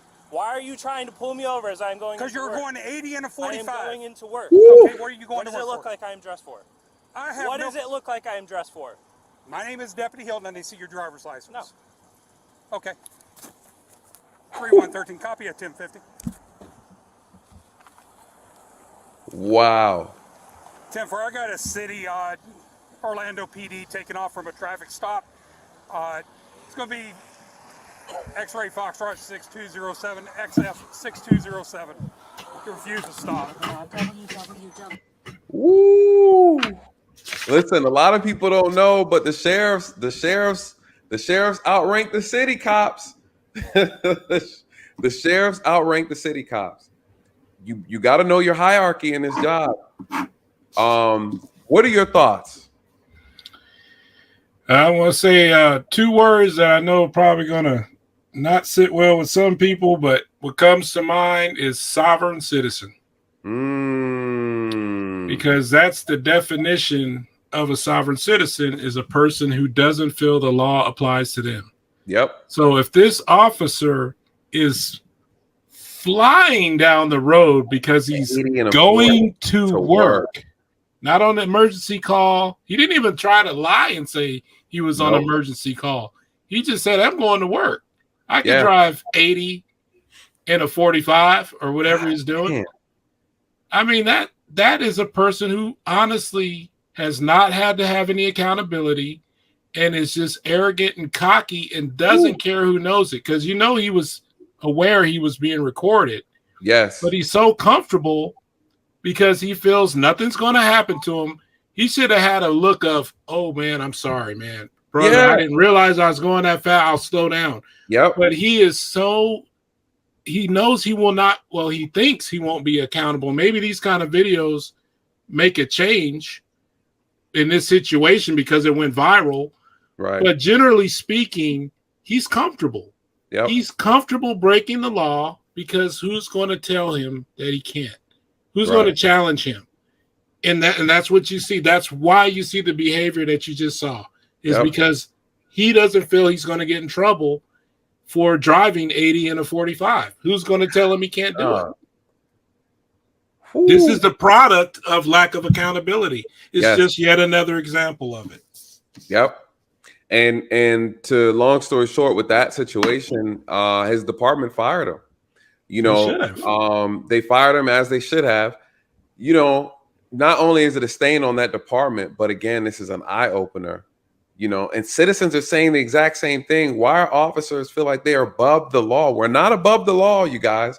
We're not. I just told you I've been written up for speeding, and there were accountability measures put on us. If you can't justify why you're driving at that speed, you're gonna get in trouble. And again, that's not the true for every police department, but this is the thing that we're having this conversation, that there's a lack of uniformity when it comes to policing. There is you got some departments that do a better job than others. You have some departments, and they could be right next door to each other. You got one department that does an amazing job, another department that does a horrible job, and they will let you know they do because they do not care. there's something about accountability, man. When you don't have it, when that is not there, it creates chaos. It absolutely creates chaos. He got fired. Human nature. It is human nature. It is human nature. He got fired. Everything you said is true about that ego, that arrogance, that I can do what I want to do. I'm a cop. We have cops over here. We have Georgia State Patrol. We call them God special people. They are known for locking police up. They're known for writing police officer tickets.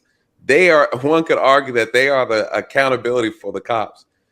You get pulled over by one of those. A lot of cops are on their best behavior because they know that GSP does not care. They don't care about your grandma. They don't care about how you had a hard day at work. If they catch you speeding in the state, you're out of here. They catch you DUI, you're out of here. They don't cut favors or anything like that. So, they're like the anti-police. You know what I mean? They're like the Batman of police. But the question becomes, will they do that to a fellow Georgia State police officer? That's the question. That's true. Because they could be against the city cops, the city police in one fashion, but are they really that way toward each other? That's the question. I don't know. Maybe they are. I don't know. But that would be the test. The test isn't between the Atlanta PD and them. The test is if you got two of them. That's correct. How do they behave? That's how do correct. they discipline their own? Do they cut any favors then? I bet you they do. I mean, just from what I've seen, there's going to be some favoritism. There's going to be some. We had an incident with a coworker at my job where anytime we get in an accident, and we do this amongst different departments. I've done this, investigated accidents. If you're an officer and you're involved in an accident, we call for another agency, a third-party agency, to come and investigate for transparency purposes. Again, there are some departments who do it right, man, and there's a lot that do not. And the truth be told is there needs to be uniform change, and it needs to be consistent. You should be able to, it's almost like, well, I always say this, it's like being a Christian walking to a Christian church. I should be able to go in any church and get the same treatment. You get what I'm saying? Right. And that's not the case a lot of times. So let's get into the nitty-gritty. All right, let's go. Qualified immunity. Immunity. That is a key.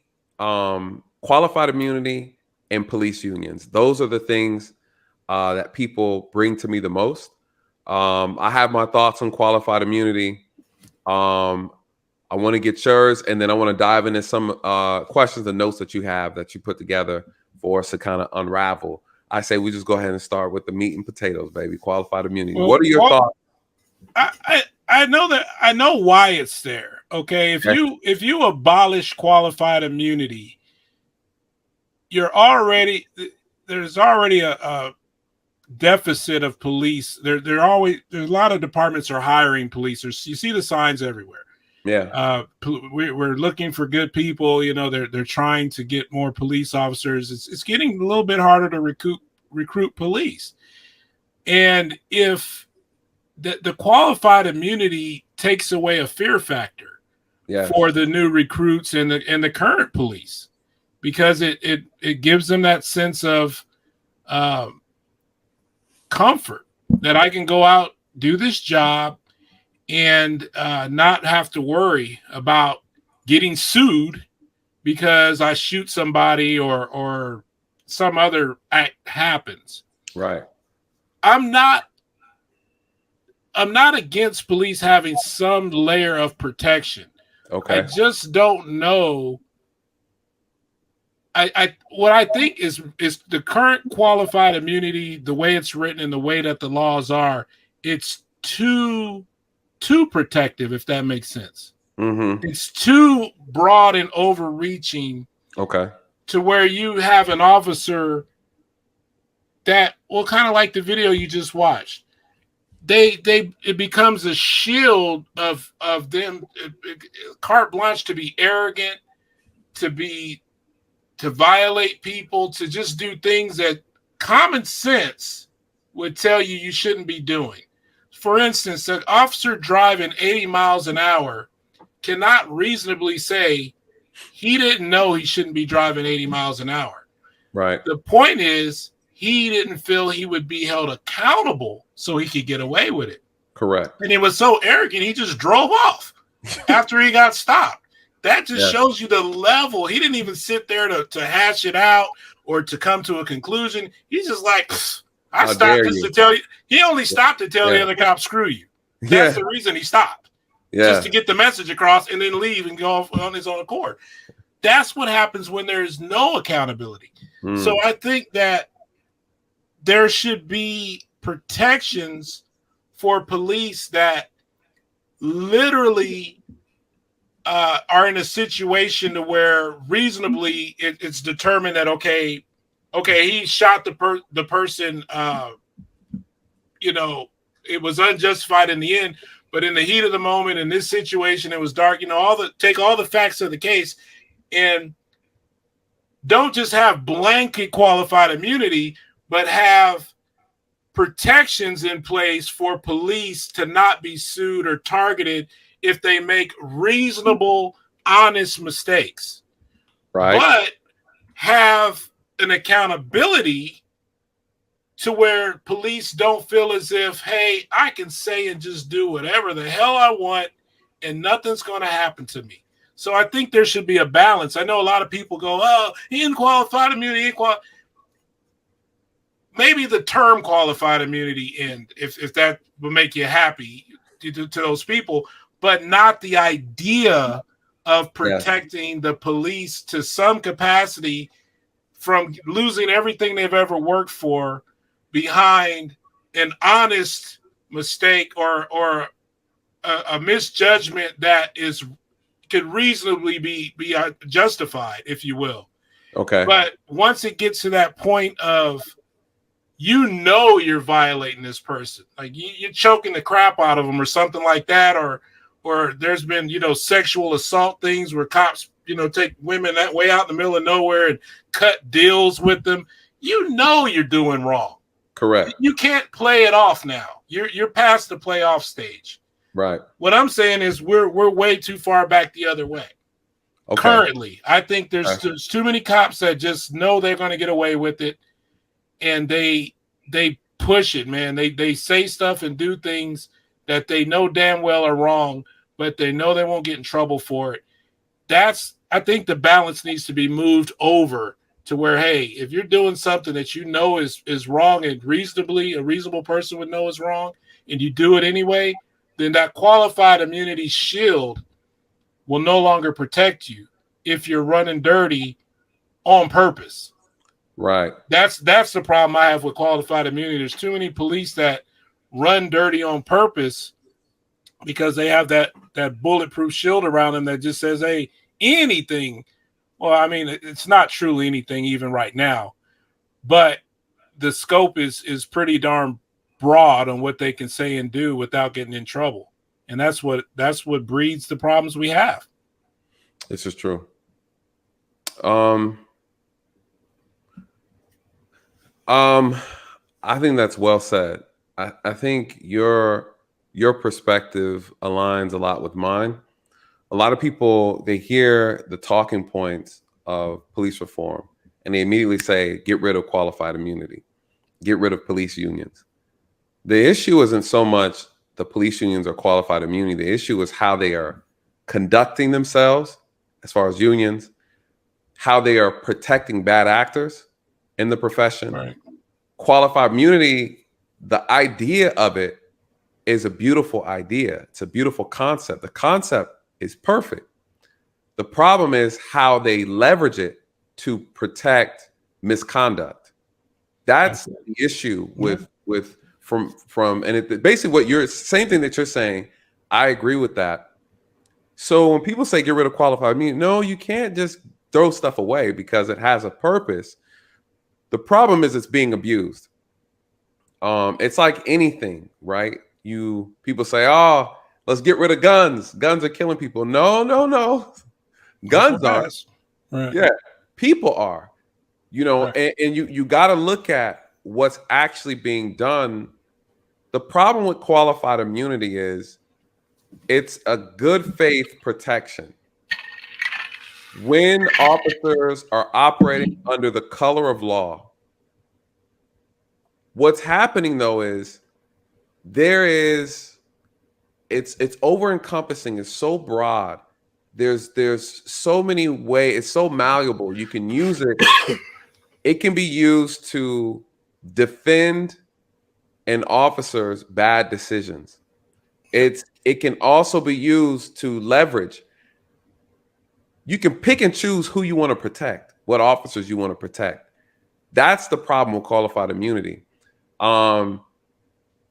If you have a good attorney who knows how to really use it, you can absolutely abuse it. I want to pull a definition for the people. This topic always confuses people.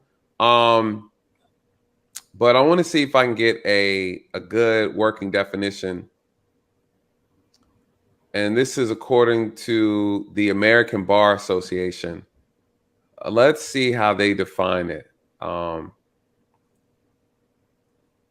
right. Let me pull this up so we all can kind of look at it. I always like to keep these things on the screen. So according to the American Bar Association, you guys, let me do, where's my plus sign? Boom, boom, boom. All right. I love their site. I like to use their sites for a lot of legal jargon. So this kind of level sets everything. So according to the American Bar Association, this is how they define qualified immunity. Qualified immunity is a judicial doctrine created by the Supreme Court that shields state actors from liability for their misconduct, even when they break the law. All right, that's key, meaning that officers can break the law and be protected by the law or protected under the law, even if they break the law. That's important. Under this doctrine, government agents, including but not limited to police officers. Now, remember that piece. This is important to why I believe it'll never be removed, because it doesn't just apply to police officers. And this is something that you spoke on earlier when you talked about how there are people at the top that don't want things to change. If you remove qualified immunity from police officers, you then got to take it away from judges. You get what I'm saying? You got to take it. There's other actors involved in this system that benefit from qualified immunity. But not limited to police officers. Can never be sued for violating someone's civil rights unless they violated, and this is the caveat, clearly established law. Now, this is the problem. The clearly established law is the biggest loophole that they have and that they use when protecting officers' misconduct. So you guys heard the legal definition. Let me explain to you, the audience. I'm gonna put it in a very simple. It took me some time because it's hard to explain to people who aren't familiar with the legal jargon and just kind of how the process works. Let me explain to you, give you this analogy. Remember, clearly established law. You have a kid,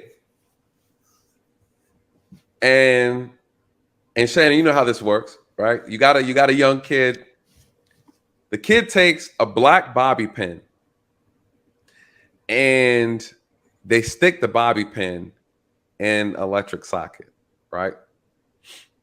And you tell the kid, listen, don't do that. You're going to hurt yourself. Now, this is the first time the child has done it. So you don't want to punish the child because the child didn't know. The child just saw the bobby pin. They saw the electric socket. It looked like two things. It looked like two things belong together, right? Looks fun. Looks fun. Right.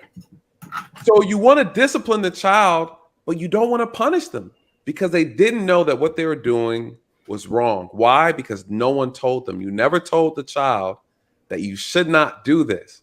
So the child hears it and is like, okay, well, guess what? Next to your child were the other children. So you had 3 other children next to your child, and you told them all, do not do this. Now you know that this is wrong. Do not take this bobby pin and put it in the socket, right? You'll hurt yourself. You get somebody else hurt. Well, Kid number 1 is like, all right, I got it. Kid number 2 says, okay, I heard what you're saying. They go and they find what? A yellow bobby pin. Then they take the yellow bobby pin and they proceed to go and try to put it in the socket. The parent comes back and say, damn it, I just told you to not do that. Do not take the bobby pin and put it in the socket. The kid says, hold on, pause. You said don't put the black bobby pin in the socket. You didn't say nothing about the yellow bobby pin. You guys, child 3, child 4, child 5, they go back and do the exact same thing.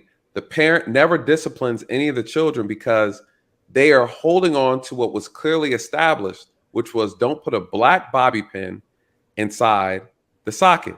What's clearly established was the black bobby pin. What wasn't established was the yellow, the red, the purple. Same similar act, slightly different circumstances, but common sense will tell you these are all same. These are all similar. What qualified immunity does for police officers, it gives them a way to escape accountability by looking at small nuanced things in a case that ultimately, when you look at the bigger picture, it was established that you can't do this. Just because the person used a rifle versus a shotgun, now you are trying to look at all these small, little bit insignificant pieces to try to navigate around being held accountable. That is the problem with qualified immunity, that they take these small, nuanced things and try to use that as a way to say, hey, this wasn't clearly established, because what was clearly established said A, B, C, D. I see A, B, not C, but I see D though. And they use that as a way to circumvent around being held accountable. That's why when you see these things, it looks plain as day. Just like Shannon was saying, this is clearly as common sense, and you still violate it anyways. But now the law, qualified immunity, is saying, well, yeah, it's common sense, but technically I did it this way, was slightly different than what was established by law. Therefore, I should be able to be protected because no one has had a situation or a circumstance exactly like this one. The reality is you'll never have a situation that's exactly the same, which is why there needs to be an understanding of common sense. You knew that this was wrong, period. And that if you did this, this would cause this type of outcome, and you violate this person's rights, and you need to be held accountable. And that is the issue that I have seen with qualified immunity. It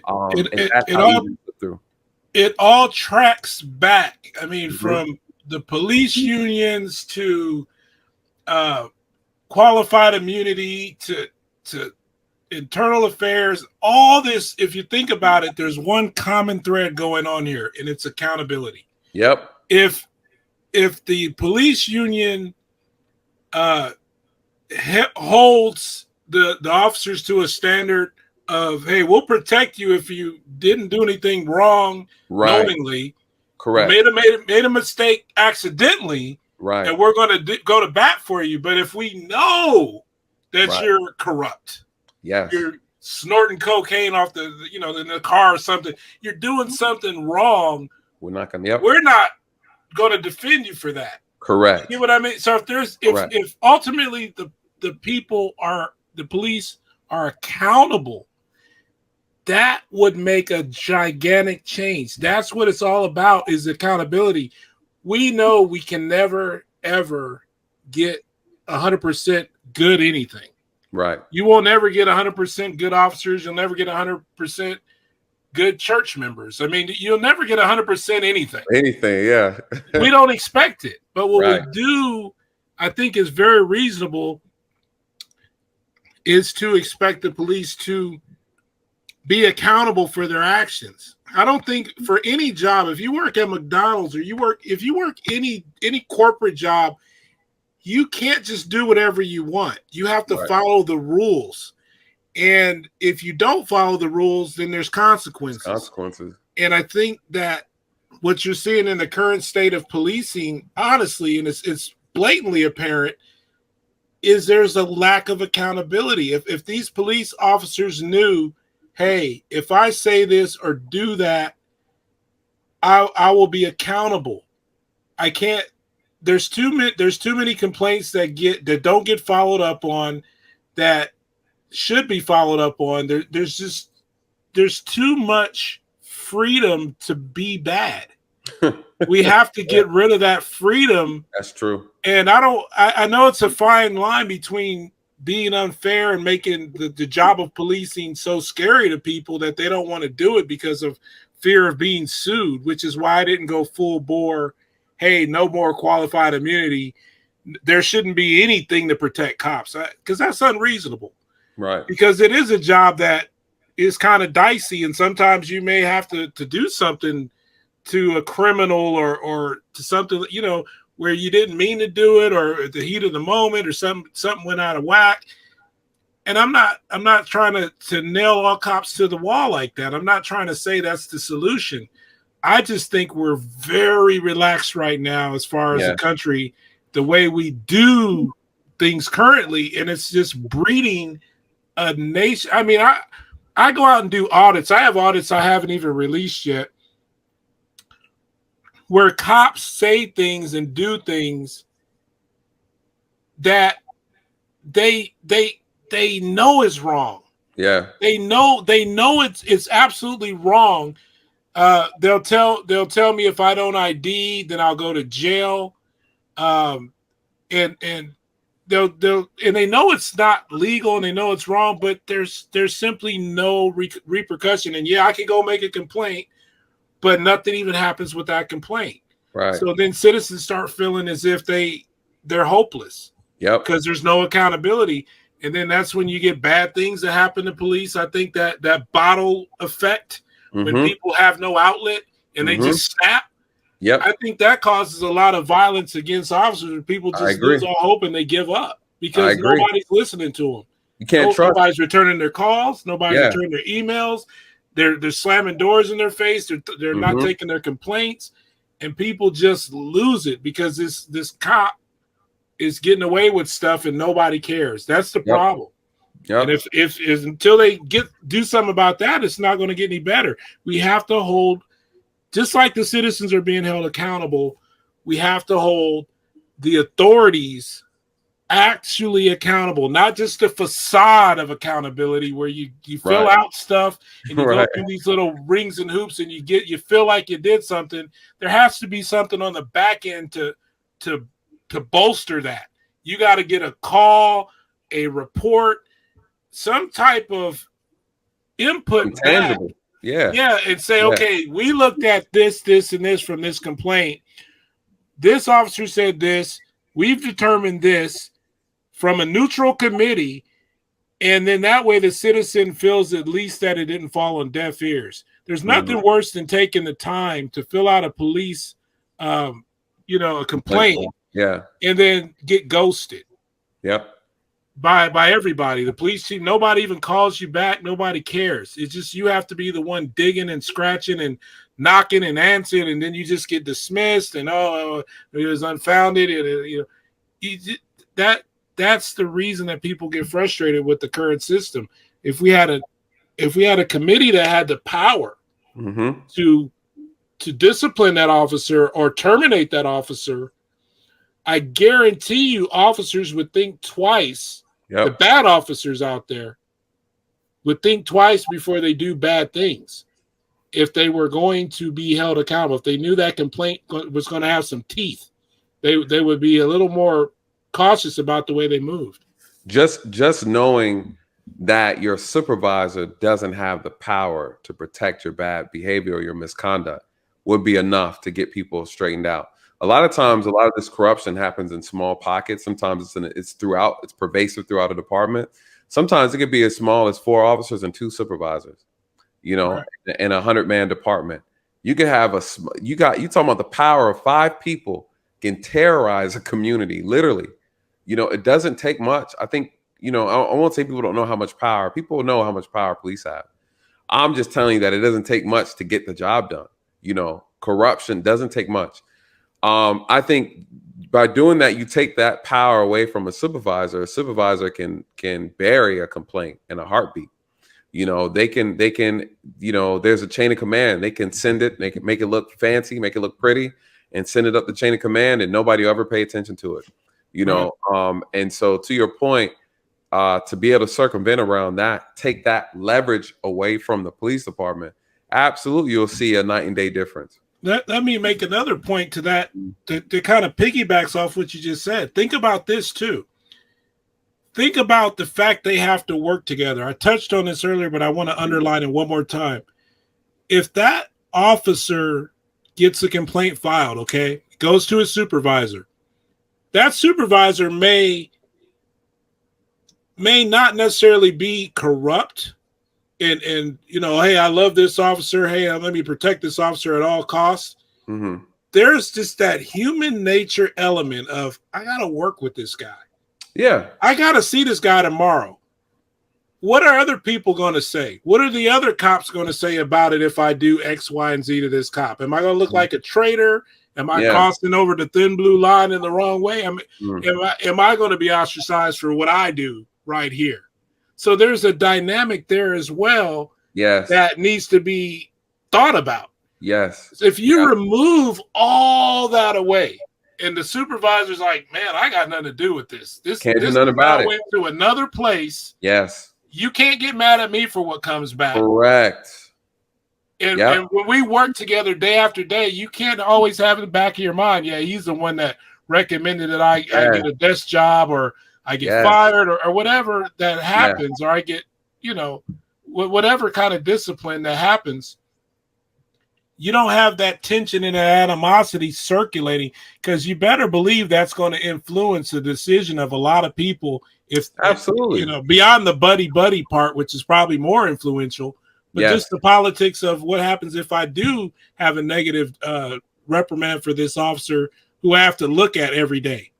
Right. You know, it's coming in. I know about his family and his children, and his wife left him, and just take it all out. Take that whole, it's a burden. I would say even if they send it to another police department, kind of like what you said earlier about the accident.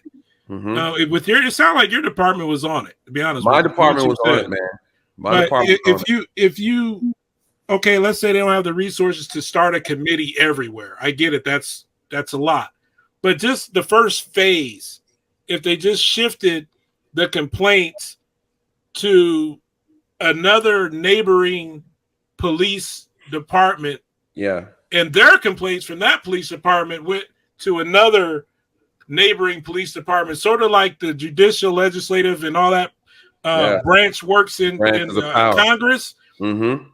They never oversee each other directly. It always goes to the next person. Yes, that same mentality, if it was applied to policing, would greatly increase accountability, because it would take out the personal factor between the people involved inside that department.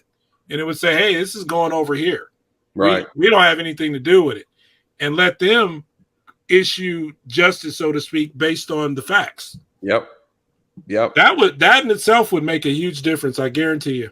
I agree 100%. I think I've always said it. There needs to be a third party organization structure overseeing. There's no oversight.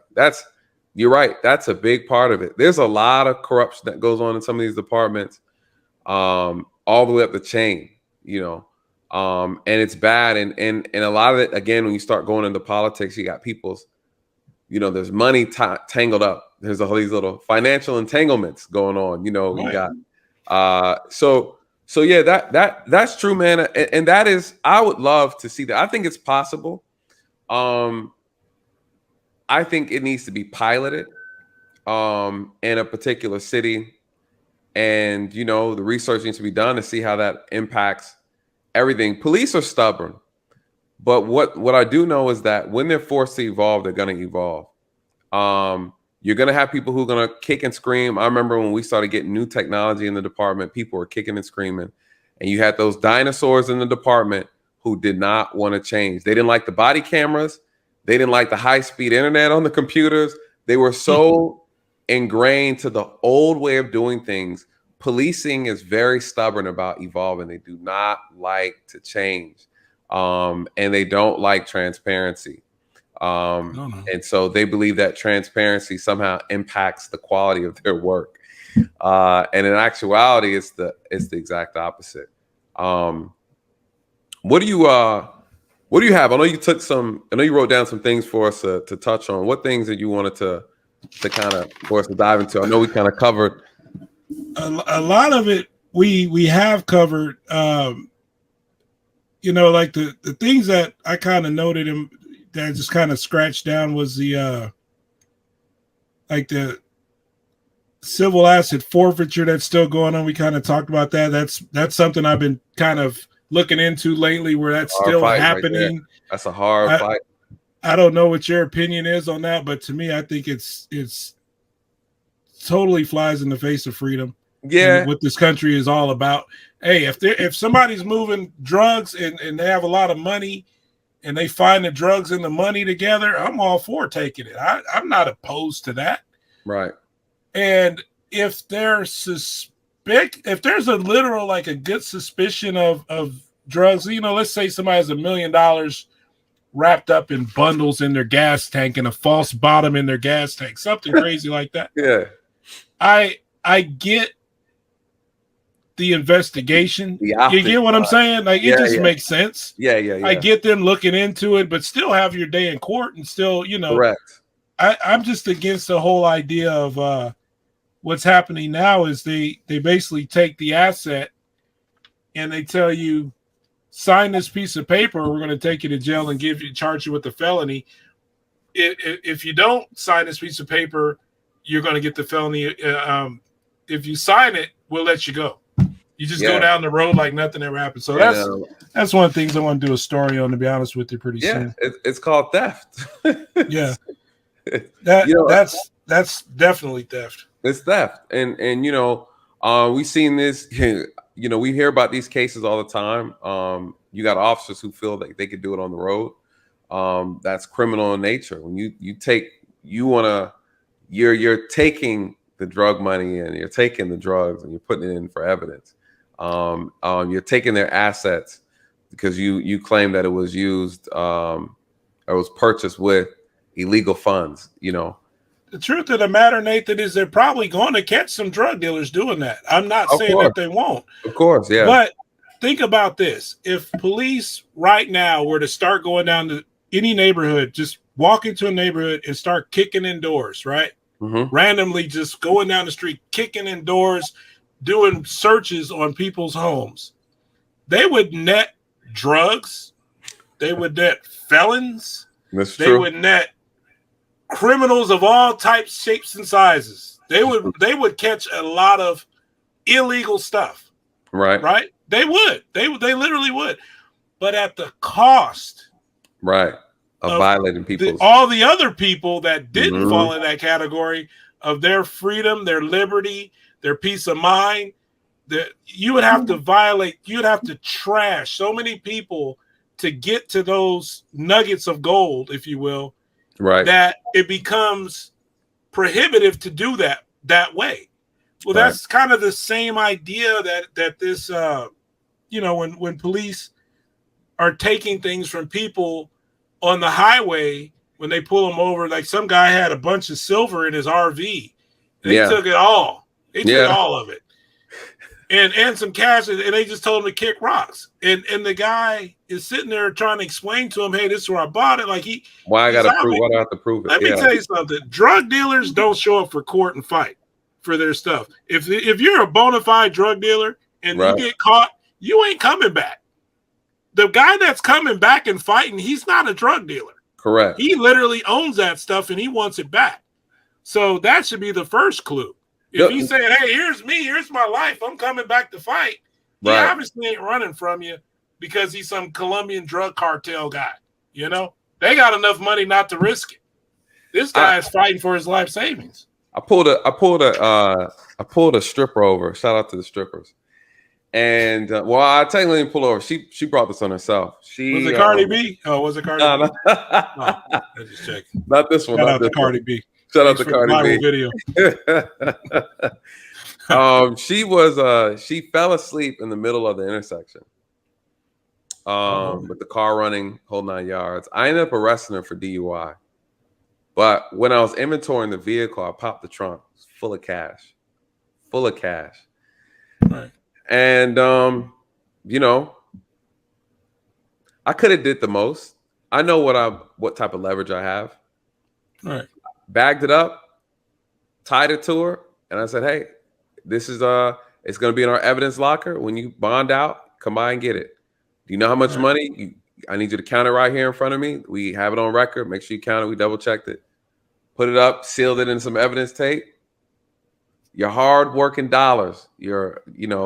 I'm not so yeah, I can play around with the language. Right. Because you can. Right. It's but as officers, we know when we have the real thing.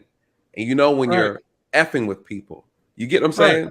But if you're incentivized, okay, so think about this officer. There's like one county in Nebraska that's responsible for like 90% of civil asset forfeitures. One tiny little county of the whole state that is responsible for 90% of the civil asset forfeitures. Think about how they're incentivized. So imagine if what their spoils of what they got went to somewhere else. Yeah, went to it. They just had a random kind of like what they do for Secret Santa or whatever. They just give it out to people. Yeah. So imagine if it went other places. How motivated do you think the police would be to find that drug asset? Absolutely. Or the illegal gotten gain, or however you want to put it. Mm-hmm. They wouldn't be. But if they get a new G-Whiz gadget, a new armored truck, new this, new that, new faster Hellcat police cars, if they get all these perks and toys in it, not to mention the psychological aspect of all the attaboys and high fives that come with those big butts. That's true. They seek that attention. They seek that notoriety. Mm-hmm. It's a game. It becomes a game. Who can win? Who can get the biggest catch? Who get that biggest catch? And it drives them. That's true. And then so naturally what's going to happen on the other side is you're going to get the imagination going of police who want that catch so bad that how can we shape this man into a drug dealer or some illegal type of person? Yeah. How can we manipulate the situation?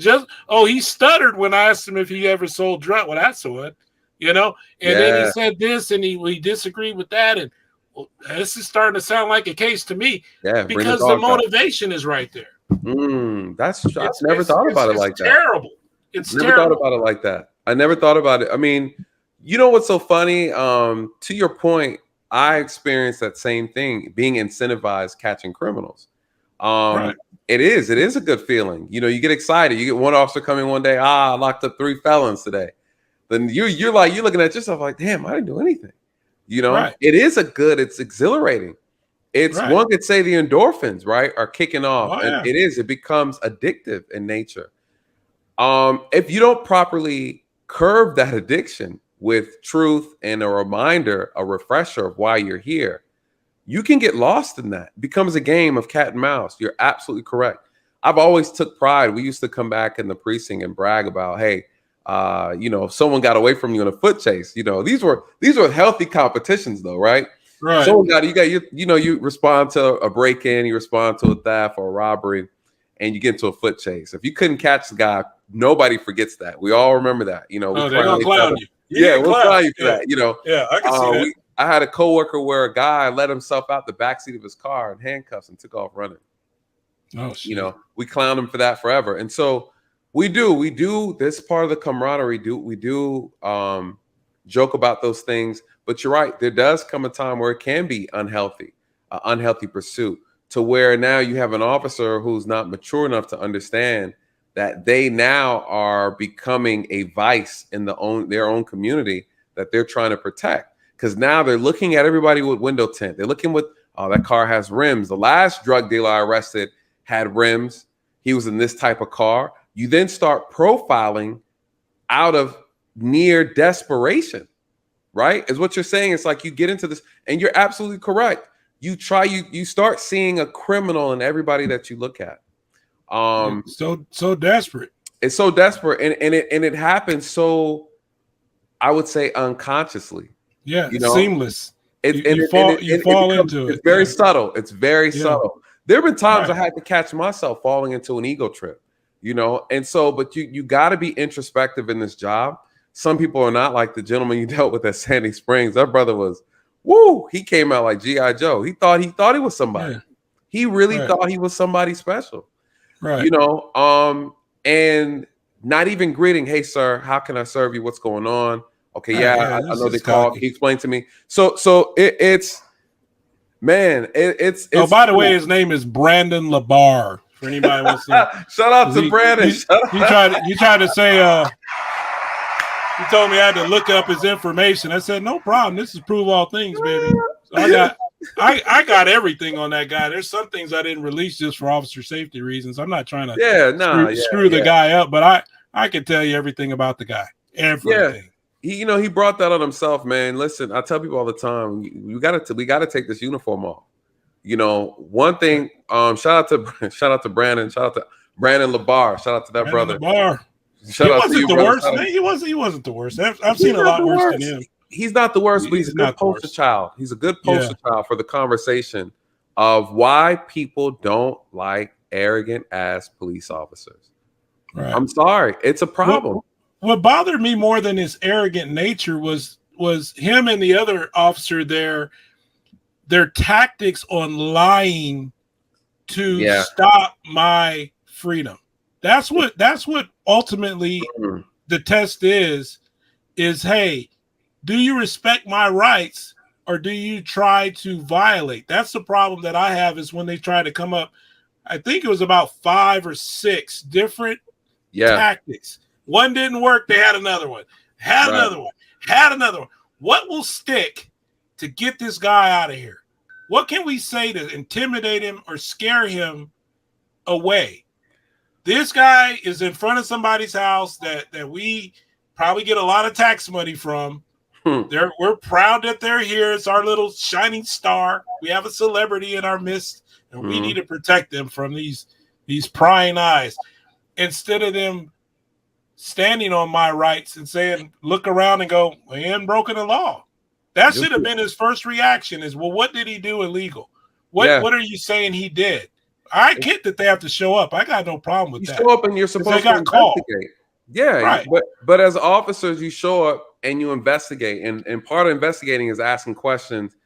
You talk to both parties. Right. Both parties. There's an accusation that's being made when you show up. Somebody's doing something, whatever. You go in there. I'm going there. I'm asking, hey, what's going on, you guys? How's everything going? All right. I'm going to just separate you. I'm going to talk to this gentleman first. I'm going to come over and talk to you so I can get both sides of the story. I come and talk to the complainant. Normally, I go to the complainant first. Whoever called, I hear what they have to say. Okay, he did what? Okay, cool. And guess what? Then I come to you. Hey, so how you doing? I'm Officer so-and-so. I tell you my name. Why? Because I'm a public servant.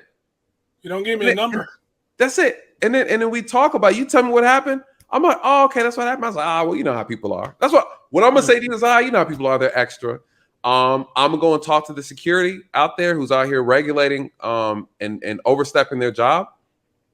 Tell them what they did is unacceptable. You're a good man. And a lot of people who haven't seen the whole video, the man who smacked you, I'm sorry. I would have took it. Well, he smacked my camera. If he would have smacked me, I would have been on right there. It don't matter. He can't. He can't do that. No, he can't do that. That's. I made another video about that guy. He's funny, man. Listen, and people get mad at me. I like to be fair because if the roles were reversed, they probably would have been like, no, I want to press charges.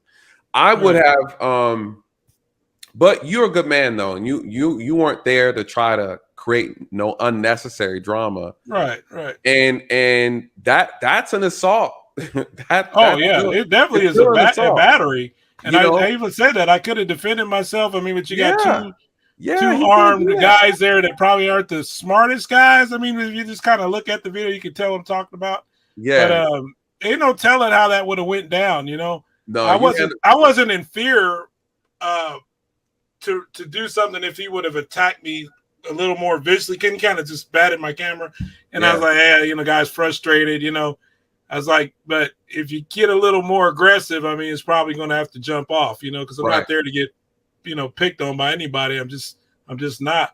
One thing I want to say about that video, if you go back and watch this, you can actually see the moment that that officer, the you know, big guy, Brandon, he first, when he first approached, he said, well, he has the right to record. If you listen, it's kind of hard to hear in the video, but then 1 second later is when he switched. So at first I'm thinking, well, this cop is, you know, first instinct is this cop is kind of cocky, but at least he's lawful. At least he's telling the truth. You know, hey, the guy's on the street. We can't do nothing about it. Yeah. But no sooner than those words left his mouth did he start the next sentence of, but you are on the street. It's illegal to be on the street. Right. It flowed out of his mouth within seconds of saying that I was legal to record. Once that came out, then the lies started flowing out. Yeah. Then it's you know, oh, you can't do this, and if you don't live in this neighborhood, you're loitering and prowling. This is what he said verbatim. Yeah. I said, when is it illegal to walk through any neighborhood that's public? I don't have to live there. I could be house shopping. How do you know I'm not a multimillionaire looking for my next pad? There you go. You don't know what I'm doing there. Yep. Nor do I have to explain it to you and put on a song and dance. Shout out to this is supposed to be America, you know? Yeah, yeah. This is the same problem we had with the Ahmaud Arbery situation. You know, right? People want to police the public roadways. You know, like you. This is my neighborhood. No, this is not your neighborhood. You know, it's like this mentality that people think because they spend a little bit more money that they then are in charge of, or they have ownership of. No, you have ownership of that land, right, up to the curtilage of this spot. You know, right. And I just appreciate. I think it was well done. I still plan on breaking down that entire video on the channel just because to your point, the officers, there were other officers who showed up, and instead of just I mean, my thing is there's so much you can dead so much with just an apology. Hey, you know what? We misunderstood what took place here. Now that we have a better understanding what's going on, hey, we apologize. We'll let them know you do have a right to do this, do that. Just you know, if you guys can just try to be respectful with each other. I say things like that. Just try to be respectful with each other. I got him to that point, but it took knowledge. It took knowledge of me standing on what I knew to be right in order to basically force that conclusion. Because had I stopped at the first, well, it's illegal to be in this neighborhood if you don't live here. You're loitering and prowling. Oh, I better leave. If I would have done that, we never would have gotten to that point of that officer. If you watch the video, I'm sure you've watched the whole video. There was a point where I looked at the officer and said, you need to tell them there you go that I have the right to be here, exactly, and that I'm not breaking the law, and you need to defend my rights is what I told that officer. And that's when he turned and he said, he's right. He's right. He's right. We can't make him leave. I love it, man. And that's what my channel's all about, to bring this all back into like a little nutshell for the audience. It's about knowing your rights. So you can't count on anybody else to know your rights for you or to defend your rights or uphold your rights. Watch these type of channels. Watch Nathan's channel. Watch my channel. Watch similar channels, not for just the entertainment factor of, oh, watch how this guy talks to this guy, or you know, that's fun, but it's more than entertainment. It's knowledge. Right. Yes. Learn what the police can do. Learn what they can't do. Learn what you can say. Learn what you shouldn't say. How you should talk, and conduct yourself to not fall in pitfalls and have your rights violated. That's what these channels really, if they're any good, are all about, is to educate. Entertain, certainly, but also to educate. You should know that you don't have to give your ID to an officer just because he asks. Right. And you shouldn't. Now, if you committed a crime or you're suspected of a crime, that's another story. Right. But just because an officer randomly asks for your ID, even if you're a passenger in a car, you need to protect yourself and not give up your rights just because an officer has a badge and you feel intimidated because he asked. You don't want to set him off or make a bigger problem. Don't fall into that, because then the next person, you're going to make it harder for them. If we all stand up for our rights, then we can change things. But if we fold and buckle every time that our rights are tested, things are going to remain the same. It's just human nature. I keep saying that, but it's the truth. Man, that is a good segue. I was gonna give you the final the final words to this. These conversations are so needed, and to your point, a lot of knowledge is shared, and all I do is just provide insight to break things down and give people a better understanding and bring truth to the conversation, because we have too many panderers that come on YouTube and they just like to pander to one particular group, and ultimately you walk away not having anything that's tangible, relative, or things that can actually keep you safe. But I like that, one of the most things that you called out today was just the power of transparency and how that needs to be the focal point on police reform. All this other stuff that they like to bring up, all the, no knock warrants and blah, blah, blah.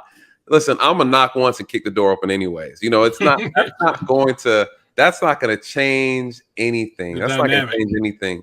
We're talking about real solutions that are going to have sweeping results. When you look at a lot of these past questionable police shootings or police misconduct, the root of it all was transparency, the inability to get access to real information, the truth, before stories and things and evidence start getting tampered with or missing. You think about the power of being able to expose these things or bring light to them in the moment, not months later after people have gathered around and protested and demanded. So I want to ask the audience, anybody has any questions for us? Nothing, you guys know how I operate my channel. Nothing is off the table. Shout out to your mod for putting all the links up there. Yeah. Thank you. You're doing a great job. She be handling business. Yeah, my mom's being on point. Yeah, mod ain't. It's not playing no games. No, somebody got a question somewhere, y'all. Come on. Oh, they got questions. Let's be proactive. They got questions. Let's be proactive here. Sometimes I miss them. Put a Q in front of your comments, so I know I can pull it up on the screen. What questions? Do you have any questions for me while people are doing that? What's your thoughts? Are you currently still in law enforcement actively? No. You're out of it. That's kind of just something I was just thinking in my mind. Mm-hmm. It sounds like, and I'm not saying it just because I'm on your broadcast or anything like that, but it honestly sounds like you were one of the good officers from what I could tell, like your affect, the way that you talk. Thank you. Like I said before earlier, man, I'm not anti-police. I don't want anybody out there to feel that way. Don't be rude to police when they pull you over for no reason. Like rude for no reason, I'm saying. If they pull you over for no reason, that's another story. Don't be unnecessarily rude or antagonistic. Right. Because there are a lot of good officers. I've met plenty of them. But if an officer is abusing your rights and running over you, stand on your rights, respectfully stand on your rights, and follow up with it if you've been violated. File complaints, record them, post it, get it out there, be proactive. Don't be scared to record a police officer in the course of their duties. Don't be intimidated. If you feel like something's happening, even if you don't feel like anything's happening, I would suggest you record all interactions, period. Just start recording. I don't care if it's a speeding ticket or some minor infraction or something. Record it, because it protects both parties involved. There's nothing wrong with transparency from the police officer side and the citizen side. If a citizen's out of line and does something wrong, they should be held accountable as well. It should go both ways. There should not be any favoritism on either side. I'm about the truth. I'm not about one side or the other. I just want the truth out there. Yep. And that's why I say record it. Absolutely. Let's see. Do we got any questions here? I'm looking too. Lewis brings up a good question. It says, do you think a civics class should be taught at police academies? What are your thoughts on that? Yes. Anything you're doing that involves any job that involves interactions with citizens, rights, and just even psychological aspects that I understand that you won't be a full-blown psychologist, but there are certain tactics that are going to need to be employed by a typical officer during a career. So level of psychology, and not just the psychology used to entrap people, like asking multiple questions if somebody's intoxicated. Not just that type of psychology, but beneficial psychology that could help, stop somebody from hurting themselves, or somebody's dealing with depression, or just other aspects of that nature. There should be more training, and it should be held at a higher standard. And I agree with what you said, Nathan, about the amount of police. I think right now we have this shotgun approach where it's just fill the streets full of minimally educated, minimally trained bodies, give them guns, cars, and badges, and let's let hilarity ensue. And I think that creates this problem that we're dealing with right now, where people are protesting and saying defund the police, because honestly, it's a shit show. And that's what needs to stop. Police officers need to be held at a high regard again, where you have officers that people look up to, from children to adults, and go, damn it, he's a police officer. Like he made it to be a police officer.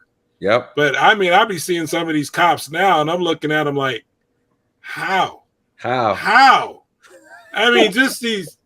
I'm not going to go into details, but you think you get my point. Just people that don't. Embarrassing. It just doesn't seem like they're a cop, but they have a badge, and they stuff them in a uniform and send them out on the street, and it's just out there, and it's like, what are you? It's bad. What are you doing? Like it's bad. That's why you can't respect it. Like officers should have a certain level of physical conditioning. They should have a certain level of mental aptitude. There should be a general knowledge of your amendments, the rights of the citizens, what they can and can't do ethically, legally. That should be a true professional where people look at it and go, this is my protector. These guys are out protecting us. They shouldn't feel like they're being harassed, targeted, picked on. That's what policing has become, it seems to me, where there's too much of the it's almost like a circus. And instead of it being a bona fide, you should feel like the police are like the security force of that city. Like they're out there actively catching bad guys and looking for real crime, not out there harassing people to generate money or to, that's what it feels like to me. And I have so many examples of being stopped by police for fishing expeditions and stuff. And I get it. They need to find criminals, but I think they go about it the wrong way. Correct. I think the smarter way, like, I know I'm getting a little long here, but I just want to tell you, like, my wife was working out in the RV that I have. We were in Peoria, Illinois, and the police came banging on the door because they were not familiar with this RV in the neighborhood. We're at my mom's house. My mom lives there. And they said they had a lot of break-ins in the area. And so they're checking out this suspicious vehicle. Okay? To me, that's horrible police work, because if you really thought maybe this vehicle was involved in break-ins, what you should do is park off in the distance, and peek around the corner and observe. Have one cop over here, one over there, and catch me if you think I'm doing something wrong. Jumping the fence or walking back with this stolen whatever they have getting stolen. I don't know, but you get my point. It's the mentality is let's rush in and get their IDs. Let's go harass them. Well, if I was a criminal, now you just scared me off. You could have caught the guy responsible for those break-ins, but instead you alerted me that you're on to my presence, and now you think I'm not going to break in anything, which would be good for that day. Right. But 2 months from now, I'm still free to do what I was doing. Right. Or go to the next neighborhood. Right. So why not try to catch me if you really think I'm that guy? See, just sloppy stuff like that makes people not respect the police force as a whole, because you get dumb mentalities like that out there. Now you're harassing people that didn't break a law. Now my wife feels violated. I feel violated. Because you came down and yelled. They were yelling at her and stuff and banging on the door. And she committed no crime. But that's the type of thing I'm talking about. That lack of training and the lack of accountability lets police just, hey, let's just go mess with people. If we just have a whim, we'll just go mess with them. And citizens will feel a lot better if they feel like their voice mattered. And I think that's one of the biggest atrocities to this problem, is that you have people who truly feel like if they were to complain and really have a legitimate complaint, that it would fall on deaf ears. That makes you feel powerless. It gives a sense of hopelessness, and it also increases the idea that the police are untouchable. Who checks the police? And when you can't point out who that person is, it's a recipe for disaster. And I believe that policing as a profession is operating here, and the citizens are saying, we want you to operate here. We're at a place now where the profession is showing that they are refusing to rise to the standards society is asking us to operate at. And that's a problem, because the people— that's the tension. People are in charge. People have the power.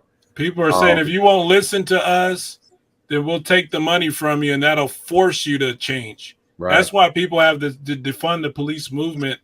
In a nutshell, is they're frustrated. They feel like the police are not doing a good job, of policing.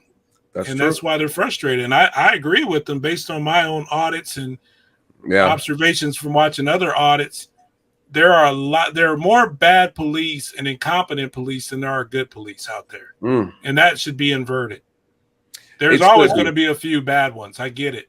But it should be the majority of police should be good police that actually hold the other police accountable when they see corruption and bad policing, to step up and say, hey, we're not going to get into the whole blue line brotherhood snare, and we're going to stand on what's right, regardless if you like me or not.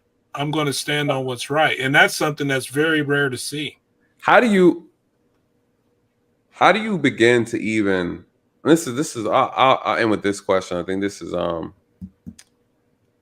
how do you even begin to make that shift? How does it start? If someone were to put you in charge today and say, Shannon, you are in charge of fixing this problem, how do you begin that transition and shifting the culture of policing? Where do you start?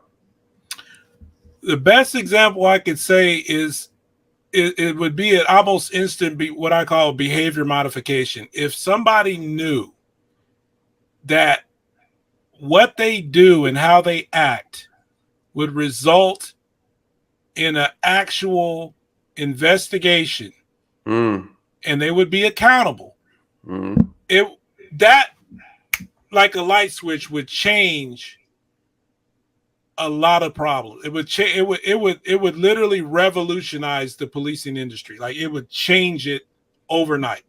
If the new policy was, hey, when we receive a complaint, it will be handled by an outside agency, outside of this police department, that has the authority and the power to actually do something about this said complaint. That's the way it's going to go from now on. So anytime a citizen complains on anybody in this department, it will go to an independent, neutral party that will issue a judgment on the way to proceed forward. If it's founded, unfounded, what the discipline should be. That in itself, I'm not saying that's the end all of everything, but that would be the first major ripple in the system that would help change the behavior of rogue police officers and bad police officers. It would stop these cops, especially like in New York and stuff. Some of these damn cops, they are so arrogant. I mean, they just don't care. They just say whatever. They don't care. If they knew they could lose their job and their nice pension and all the stuff that's coming with them working there the next 10, 15 years of their career, if that could all terminate today, they would think twice. That's true. That's the problem. So that would just be the first thing. That in itself would cure probably 70 to 80% of the problem. And then you could work your way down from there. You could say, okay, we need more training. We need to vet we probably need to pay some of these officers better. If we can't find good officers at this pay rate, then let's up the pay rate a little bit more. I think the citizens would be happy to pay a little bit more to have quality people that are protecting their rights, protecting their property. Like, I'm all for officers being hard on the bad guys. I'm all for it. If you find a true rotten bad guy that's really a bad person, we need that power and those strong officers to deal with that. I'm 100% for it. But I just don't like to see that force being misapplied, which happens all the time. And that's the problem that I'm out there fighting against. Because they hit the bad guys, leave the citizens out of it. Leave the law-abiding citizens out of it. And don't mix them into your pursuit of the bad guy. Put more effort in finding the bad guy. Don't just pull over all the people you can fishing for the bad guy. Look for the bad guy. Bad guys leave clues. They really do. They get sloppy, these druggies and stuff, you can tell. I mean, they leave clues. It requires skill. It's not too hard to find them if you're willing to do the work. There you go. It requires a certain skill level. It's easier to pick on those who follow the law than it is to pick on those who don't. Right. That'll be my end quote. What I've seen, it's easier to bully those who follow the law than those who don't. Because when you come across somebody, and I kind of talked about this briefly, when I first realized that, I tell this to rookie officers when I'm coaching them and training them, the job doesn't start until someone tells you they don't want to go to jail.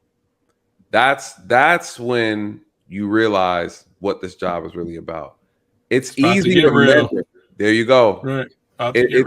It's easier to measure this job when everybody is listening to what you say. It's the person who doesn't listen is when the job begins. And so that's deep. That's what I've learned. The first person told me that, I showed up at the house. He had beat his girl, his girlfriend. He just got out of prison, beat her so bad, and so bad that the neighbors and the girl's mother called the police. I just happened to be right down the street, so I was the first one to show up. Doors open. I walk in. She's screaming, hollering. I see her. She's bloody, face swollen, purple, the whole 9 yards. He's standing over her, punching her. And this before we had tasers, none of that fancy stuff. You wanted to drop somebody, you had to go and put hands on them. You didn't have all this fancy, trinkets. You didn't have all that. It was your hands and a gun. Taser's been out a while, brother. You don't look that old. I'm just saying. They've been out a while. Taser's been out a while. I'm just saying, you don't look that old. I'm trying to tell you, brother. Black don't crack. In those days, they didn't have tasers. They didn't have tasers. Right? Yeah, we didn't have tasers, man. It was at the time they were made in a way that were just like really expensive. Our department didn't have them, man. We had to go. You have to earn. You have to earn your winnings. You have to put hands on people. Right. You have to know how to scrapple. Right. So the man looked at me and he told me, he said, what are you doing in my house? So, I'm not going back to jail. That's what he told me. I'm not going back to prison. And so, needs to say some furniture got moved around that day. Oh yeah. And so to your point though, I had a veteran officer tell me that during the daytime, he said, we're not here to mess around with people going to and from work. Leave them alone. That's not what we're here for, right? Like this is him coaching me as a young officer. He said, we're here working day hours or whatever. You got a lot of people rushing to work. They're just trying to get to work on time. He said, the criminals that we're looking for, they don't get up to about 10, 11 o'clock. So so it's like, so you're learning from people who have a mentality here that we are here to support, defend these people. When they're leaving to work and they're gone, all these properties are free and open for criminals. Our job is to protect these. So I got real infatuated with catching burglars. I got really good at it. That's good police work. There you go. And what he told me was that a lot of people don't like doing this type of policing because it's just not out in front of you. You have to have the eye for it. You got to know what to look for. You got to look for behavior clues and cues and things like that. There's certain mannerisms, and you're learning how to see without seeing. You're not using your civilian eyes anymore. You're using eyes that are more investigative. Right. And you're trying to dive deeper into things that the everyday citizen is not going to be able to see. Right. So to your point, it's a lot easier to pull somebody over and stop a car and this tail like that. And then, and not to say you can't get good arrests and things like that from there, but right.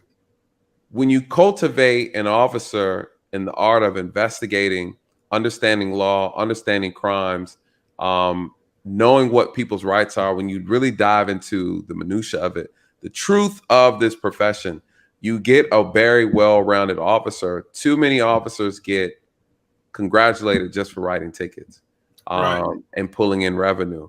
And so we used to brag all the time about officers. Oh, this officer's getting awarded for this. He wrote 100 tickets this week. I'm like, well, damn, I stopped 2 bank robbers and arrested 5 felons who were wanted, and you guys aren't celebrating me. So it is interesting, man. A lot that breeds people to go write more tickets because that's what's celebrated. It's insane. It's celebrated. That's what's celebrated. Right. Whatever that department celebrates, and vice versa. If more weight is put on catching felons, that's true. Then that's what they're going to get more felons. That's true. That's people are human. That's human nature. That's what you're going to do. If that's what gets you the pats on the back, the promotions and the attaboys and the raises and whatever, you're naturally going to gravitate toward whatever action that is. It's just the way it goes. Yeah. It's human nature. Very true. So it sounds like I like when you said you were out catching the burglars. That's my point. We need officers using their time, their resources to do that type of work. We need to be catching criminals, not pulling over the guy that's riding his bike on the side of the road because you're going to check his ID because he's young and he's black. And you just want to run him.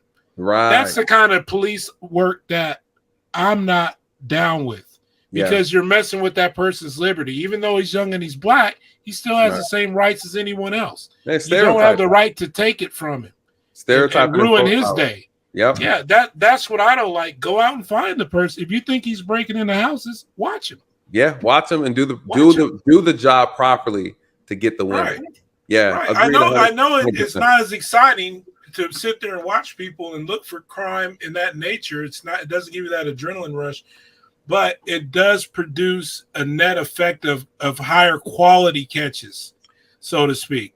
Well, and that's what I think police should go for, is that high quality catch, not just throw as many people in a charge them or throw them in a jail cell for petty, minor, stupid little things, but go for those quality criminals, the people out hurting people, robbing people, selling drugs to kids. I mean, those are those quality catches that we as a society really need the police for. Absolutely. We don't really need the police pulling us over because our taillight flashed, we went over a bump. That happened to me, actually. That's actually a true story. And pulled me and my wife out, interrogated us on the side of the highway because my taillight flashed as I went over a bump. How do you think citizens would feel with a traffic force that's not armed that enforces traffic violations versus actual police officers? You think that would go Fort over Collins has something like that. They call them public safety officers, I think it was, if I remember right. It was like a level below a full-fledged police officer, and they would go out, Fort Collins, Colorado, by the way. Okay. They would go out and do patrols for that kind of thing. Like they would do minor traffic and minor incidents, and they had a uniform and everything, but I don't believe they had guns. It usually was kind of an older group that would do that type of a job. Volunteer kind of work. Yeah. I'm not against it, but my problem is if that officer would run across the bad guy. I'm a big fan of being armed for everybody. And that includes officers that are acting in any capacity. That includes citizens. So I would never condone somebody being unarmed. I would say, if nothing else, maybe not have it so out there. Maybe have it a little more concealed if you wanted to have, like, if the idea was to go for a more calm approach, is what I think you're trying to say. Like, it's less intimidating. If they didn't have a gun on them and they were more passive and less aggressive. I would say that would be a good idea, but I still would suggest that they be armed with something. I just feel that way for everybody, because there's a lot of nutty ass people out there. And especially if they're getting pulled over, they may not realize you're not a high level cop. All they know is you're pulling them over, and they're thinking cop. They're thinking cop, you know? Yeah. That's they could be a danger. They could be a danger to you. That's true. I'm all about stopping the danger. Yeah, and I'm thinking more so along the lines of within within a city, not necessarily on the highway. I think the highway should be for highway patrol. I think that should be their thing. But within like a city, even in a city, somebody could be that way. That's true. You know, I don't think it stops on the highway. You can get some nutcase in a city. I mean, that's true. Yeah, that wants to harm you as soon as you pull them over, because they have a warrant or whatever other reason they want to hurt the police, and they don't want to go back to prison or whatever. They're not going to stop and think this officer can't hold me accountable. Right. Yeah, they're going to think either if that cop is not armed, he can call one that is.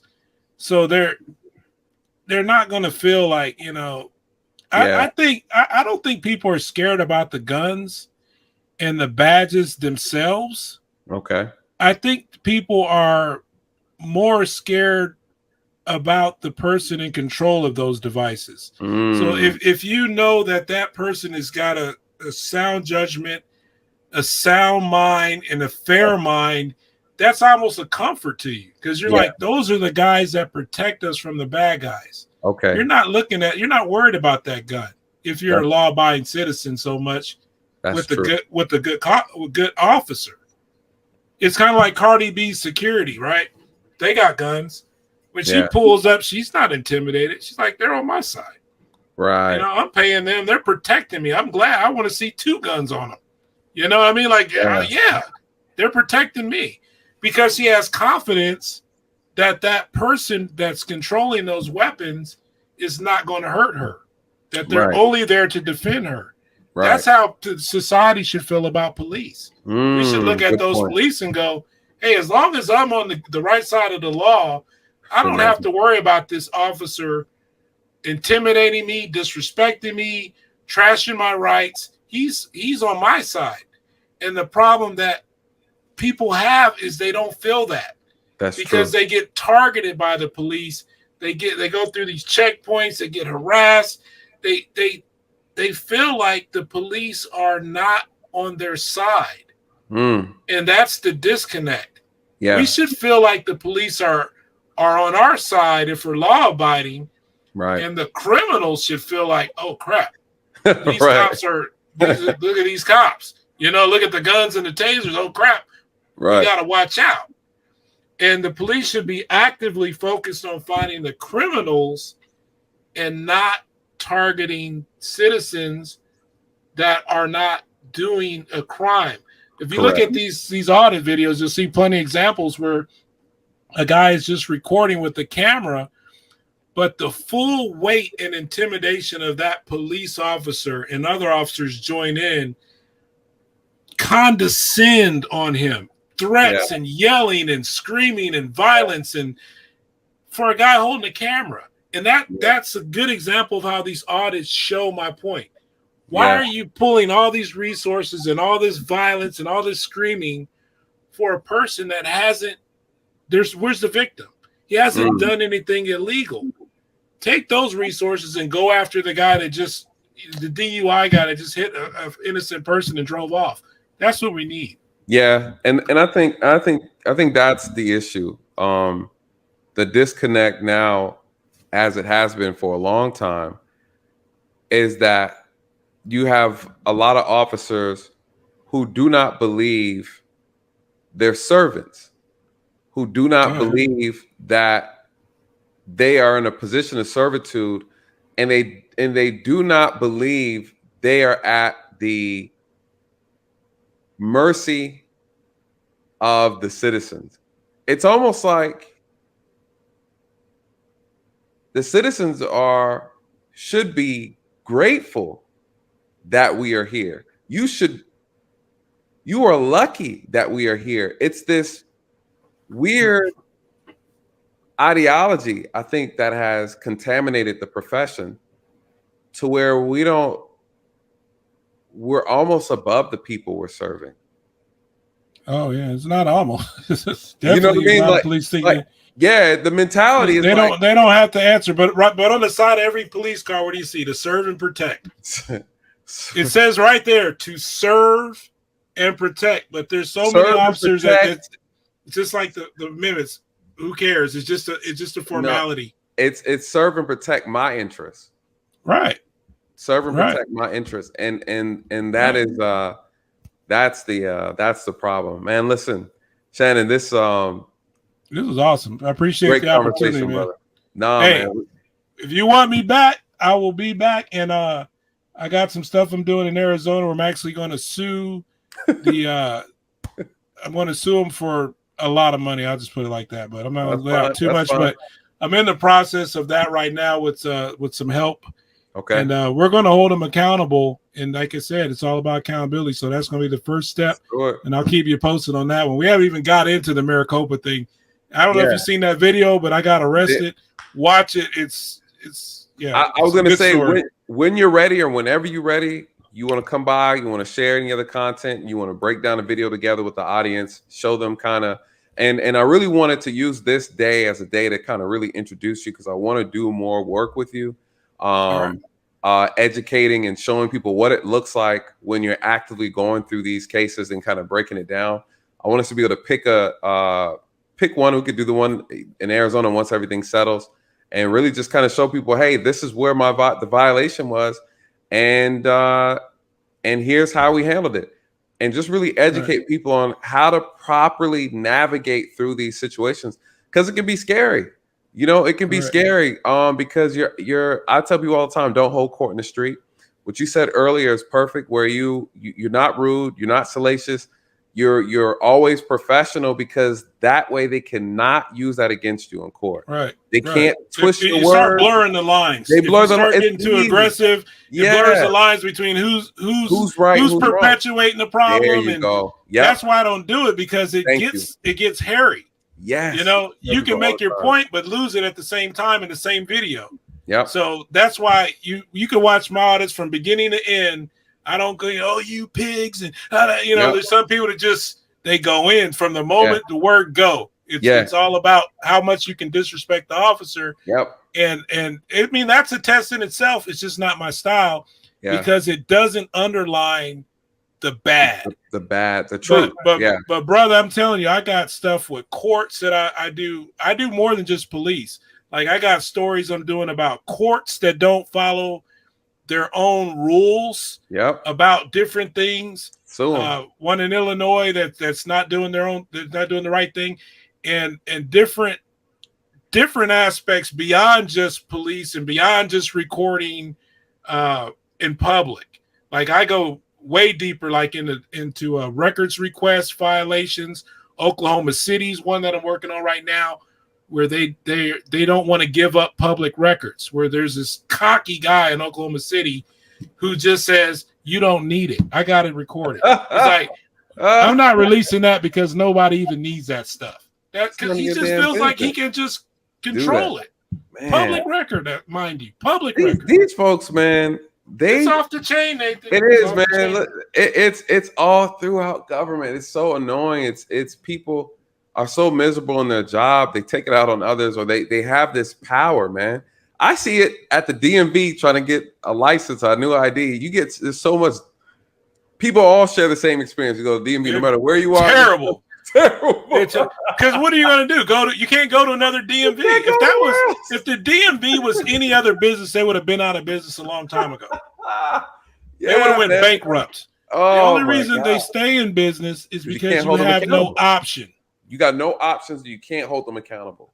Right? How do you hold the DMV accountable for disrespecting? No accountability. And the people working there know this. This goes back to your point. When people know that they're not going to be disciplined, they do what they want to do. There's no more. If they worked at Costco, they would have been fired the first day. Yep. Listen, it becomes their first day there. They probably had a different mentality than their 1 year. Yeah. It's a culture. Yeah. They know that their coworkers talk to people like that. Yep.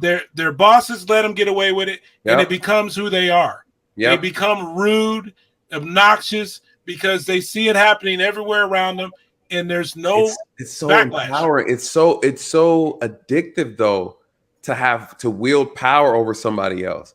I think I talk to people all the time about this, is that we don't examine the psychosis of what the inherently how power affects your personality. Right. I don't think we don't talk about that enough in policing or in any profession. This goes for doctors, this goes for lawyers, this goes for judges. When you are given power, man, some people, they just can't handle it. I'm almost convinced that humans were never designed or created to wield power. You know what I mean? Like, it's only a rare few people who have the character, the mentality, and the maturity to be graced with power and then use it appropriately. We even see King Solomon. Right. You're talking about the wisest man. Right. He fell. Yeah. Right. He fell. Yeah. And he had some power. That brother there had power. Right. So a lot of powerful people fall from the use of the power or what it grants them. And I'll say this in closing. Yeah, we keep saying that, man. We got so much to talk about. Points are coming in my mind right now. I'm thinking about judges and the way they think when they get pulled over. But anyway, go ahead. We definitely got to revisit. What I've recognized with the power complex in policing is that this is the only profession that I've seen where you are forced to respect someone who isn't necessarily a respectable person. Meaning I can be an officer, but because I'm wearing the uniform, I command respect. I demand it, even if I'm not a respectable person. Right. The uniform affords me that unwavering leverage over citizens, that I can walk through places and you have to submit to my authority, even if I'm not a worthy person to submit to. Damn, that's a deep point, brother. You get what I'm saying? That's fire. So, man, let's talk again, man. I'll reach out to you because I know we're running real long here. I mean, it's a good one when you still don't want to end it when you know you need to. Don't want to end it. Bless you, bless everybody that watched this broadcast. Thank you for the support. Please continue to support both channels. Yes. And let's grow together and stay on it, man. Stay in the fight. And sometimes it's hard to keep producing stuff and stay motivated, especially when you're making $2 a month or whatever, All right. But do it. Just do it, man. Just stay in it. I'll stay with you if you stay with me. And let's bro. Let's do it. Let's do something every once in a while and give fresh content, relevant content to people. Yes. And hold people accountable. And hopefully it grows. But if not, at least we'll do our part. No, absolutely, man. I my plan is to work with a lot of the local leaders here in Georgia, start a pilot program with some of these reform ideas I put together. One that I'm definitely pushing is a third-party citizen review council with subpoena powers. And so that is a big thing. And we need a place to start. The whole thing is we need a city to start, to where we can build a platform off of and say, hey, we did it here in Atlanta. Let's duplicate this.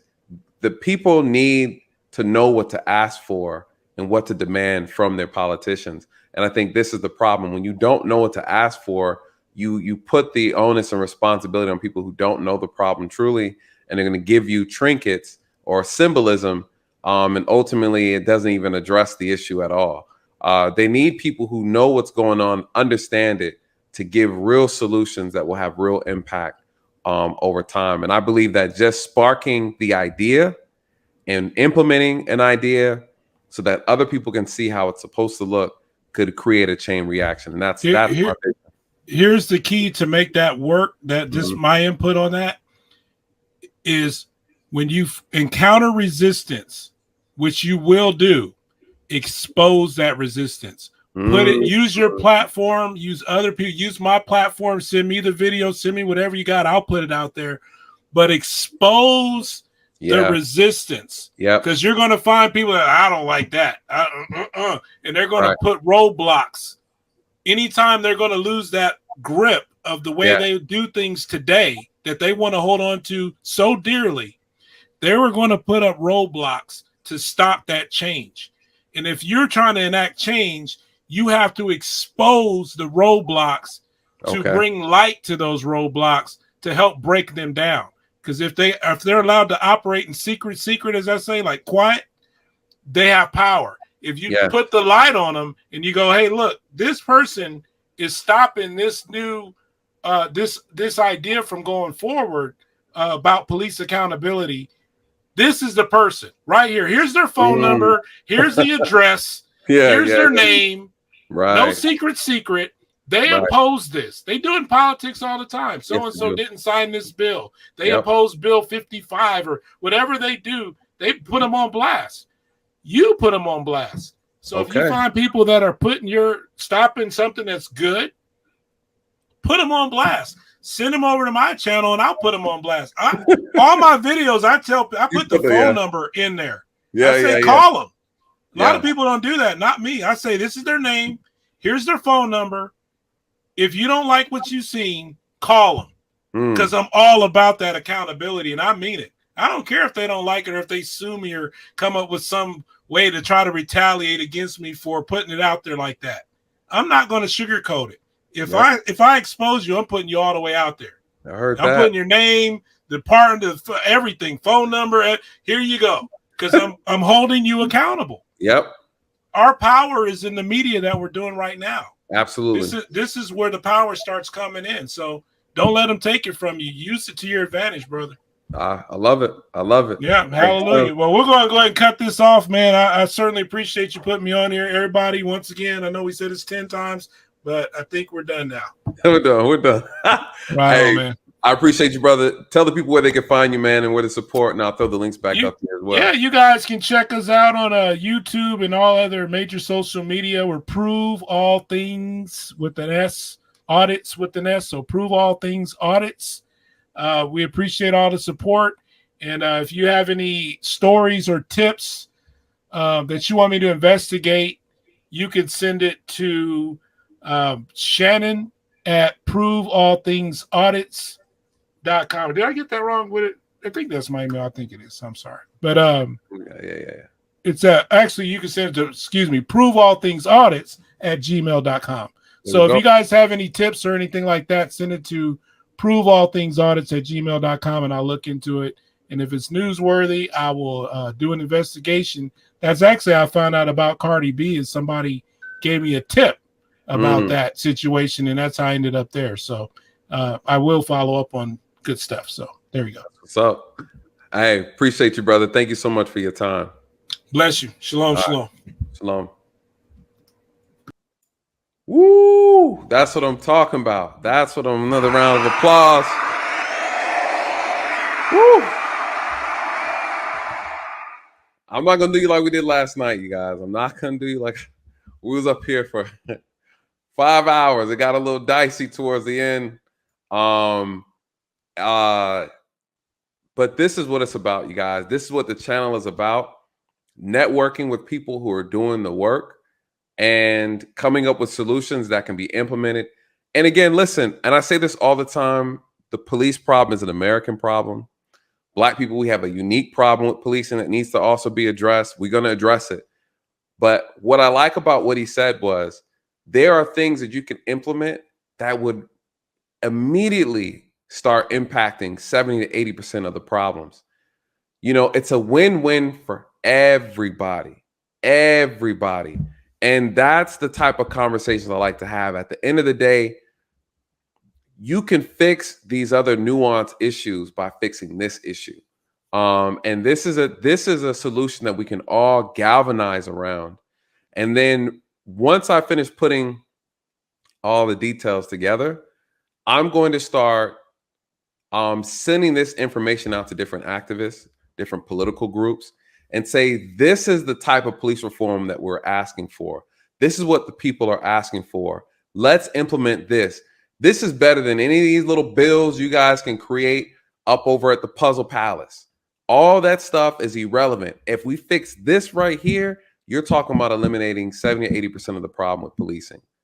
Transparency, not just any transparency, third-party transparency, where you can have a civilian group organization that's in charge of, maybe we could say, the state. They're in charge of the state. Every state has their state investigative department. In Georgia, we have what we call the GBI. They are essentially like the FBI of the state. Every state has one. Well, every state needs to have what? An independent source or organization that's used to investigate misconduct from law enforcement agencies in that state. This would be equivalent to the DOJ of the state, right? And it's ran by professionals, citizens who are trained and paid to examine complaints. You can go to file complaints here and you know that it's going to be taken seriously. So, of course, there's going to be some operational nuances that need to be addressed, like how does it work, blah, blah, blah.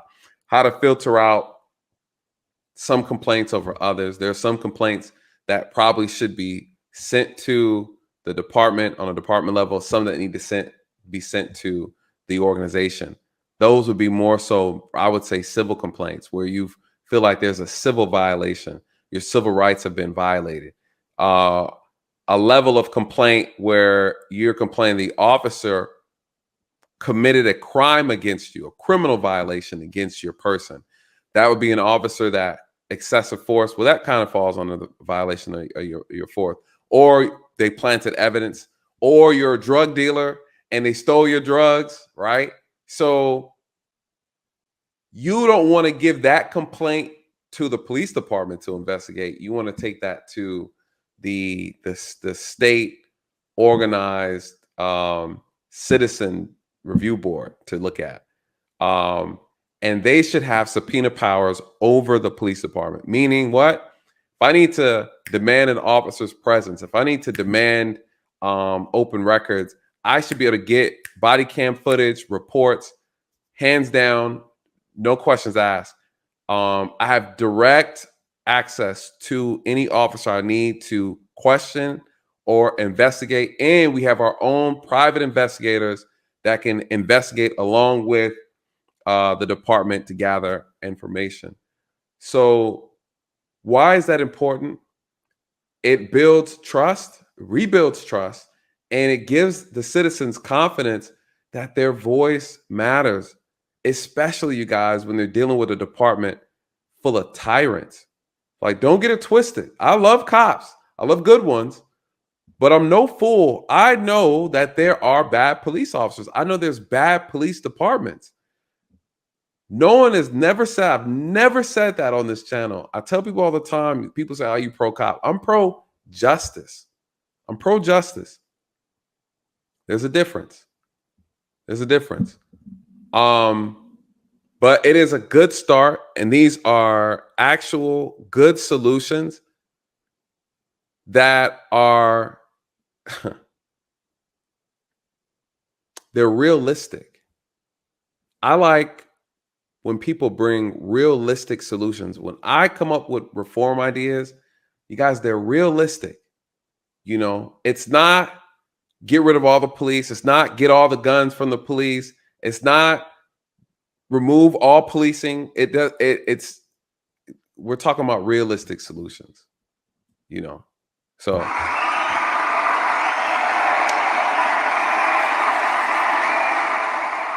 shout out to Travel and Work. It says great stream. Thank you. No, thank you.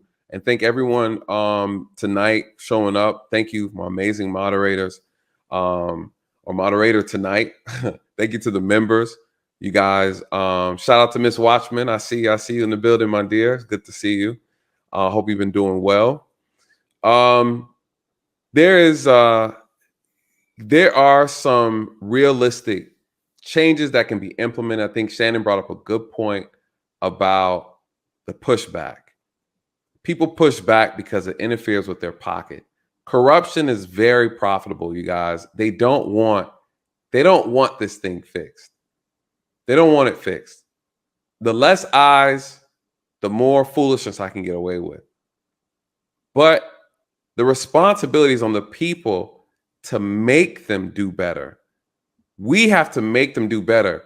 All I'm saying, all Shannon is saying, is we can give you the information. We can even tell you what tools you need and what you need to do.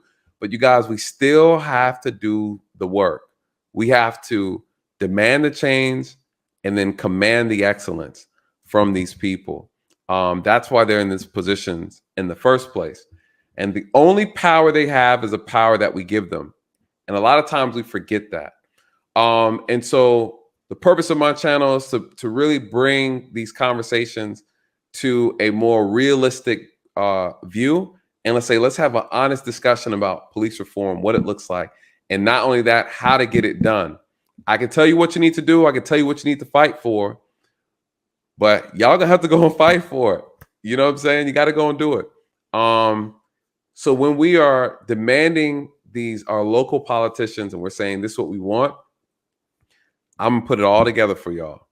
And the plan is to give it to everybody. And this is what we need to start asking for.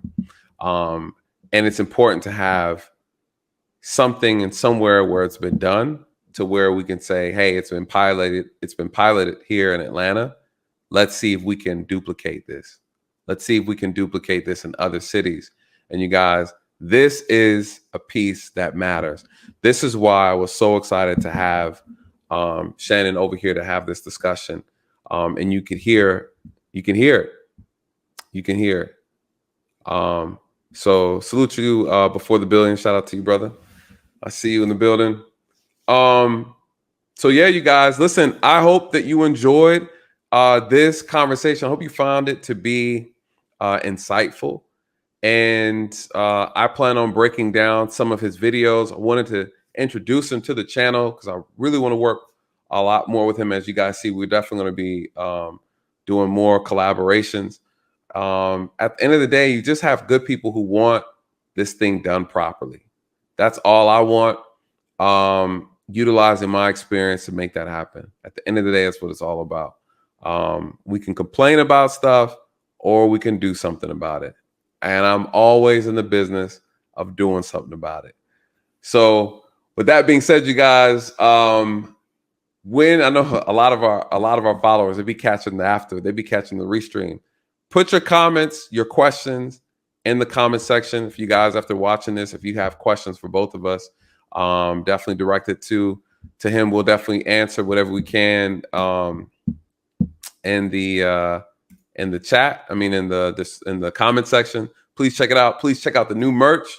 I will be doing some modeling sessions. We got the mugs, facts over feelings, because you know how we do over here.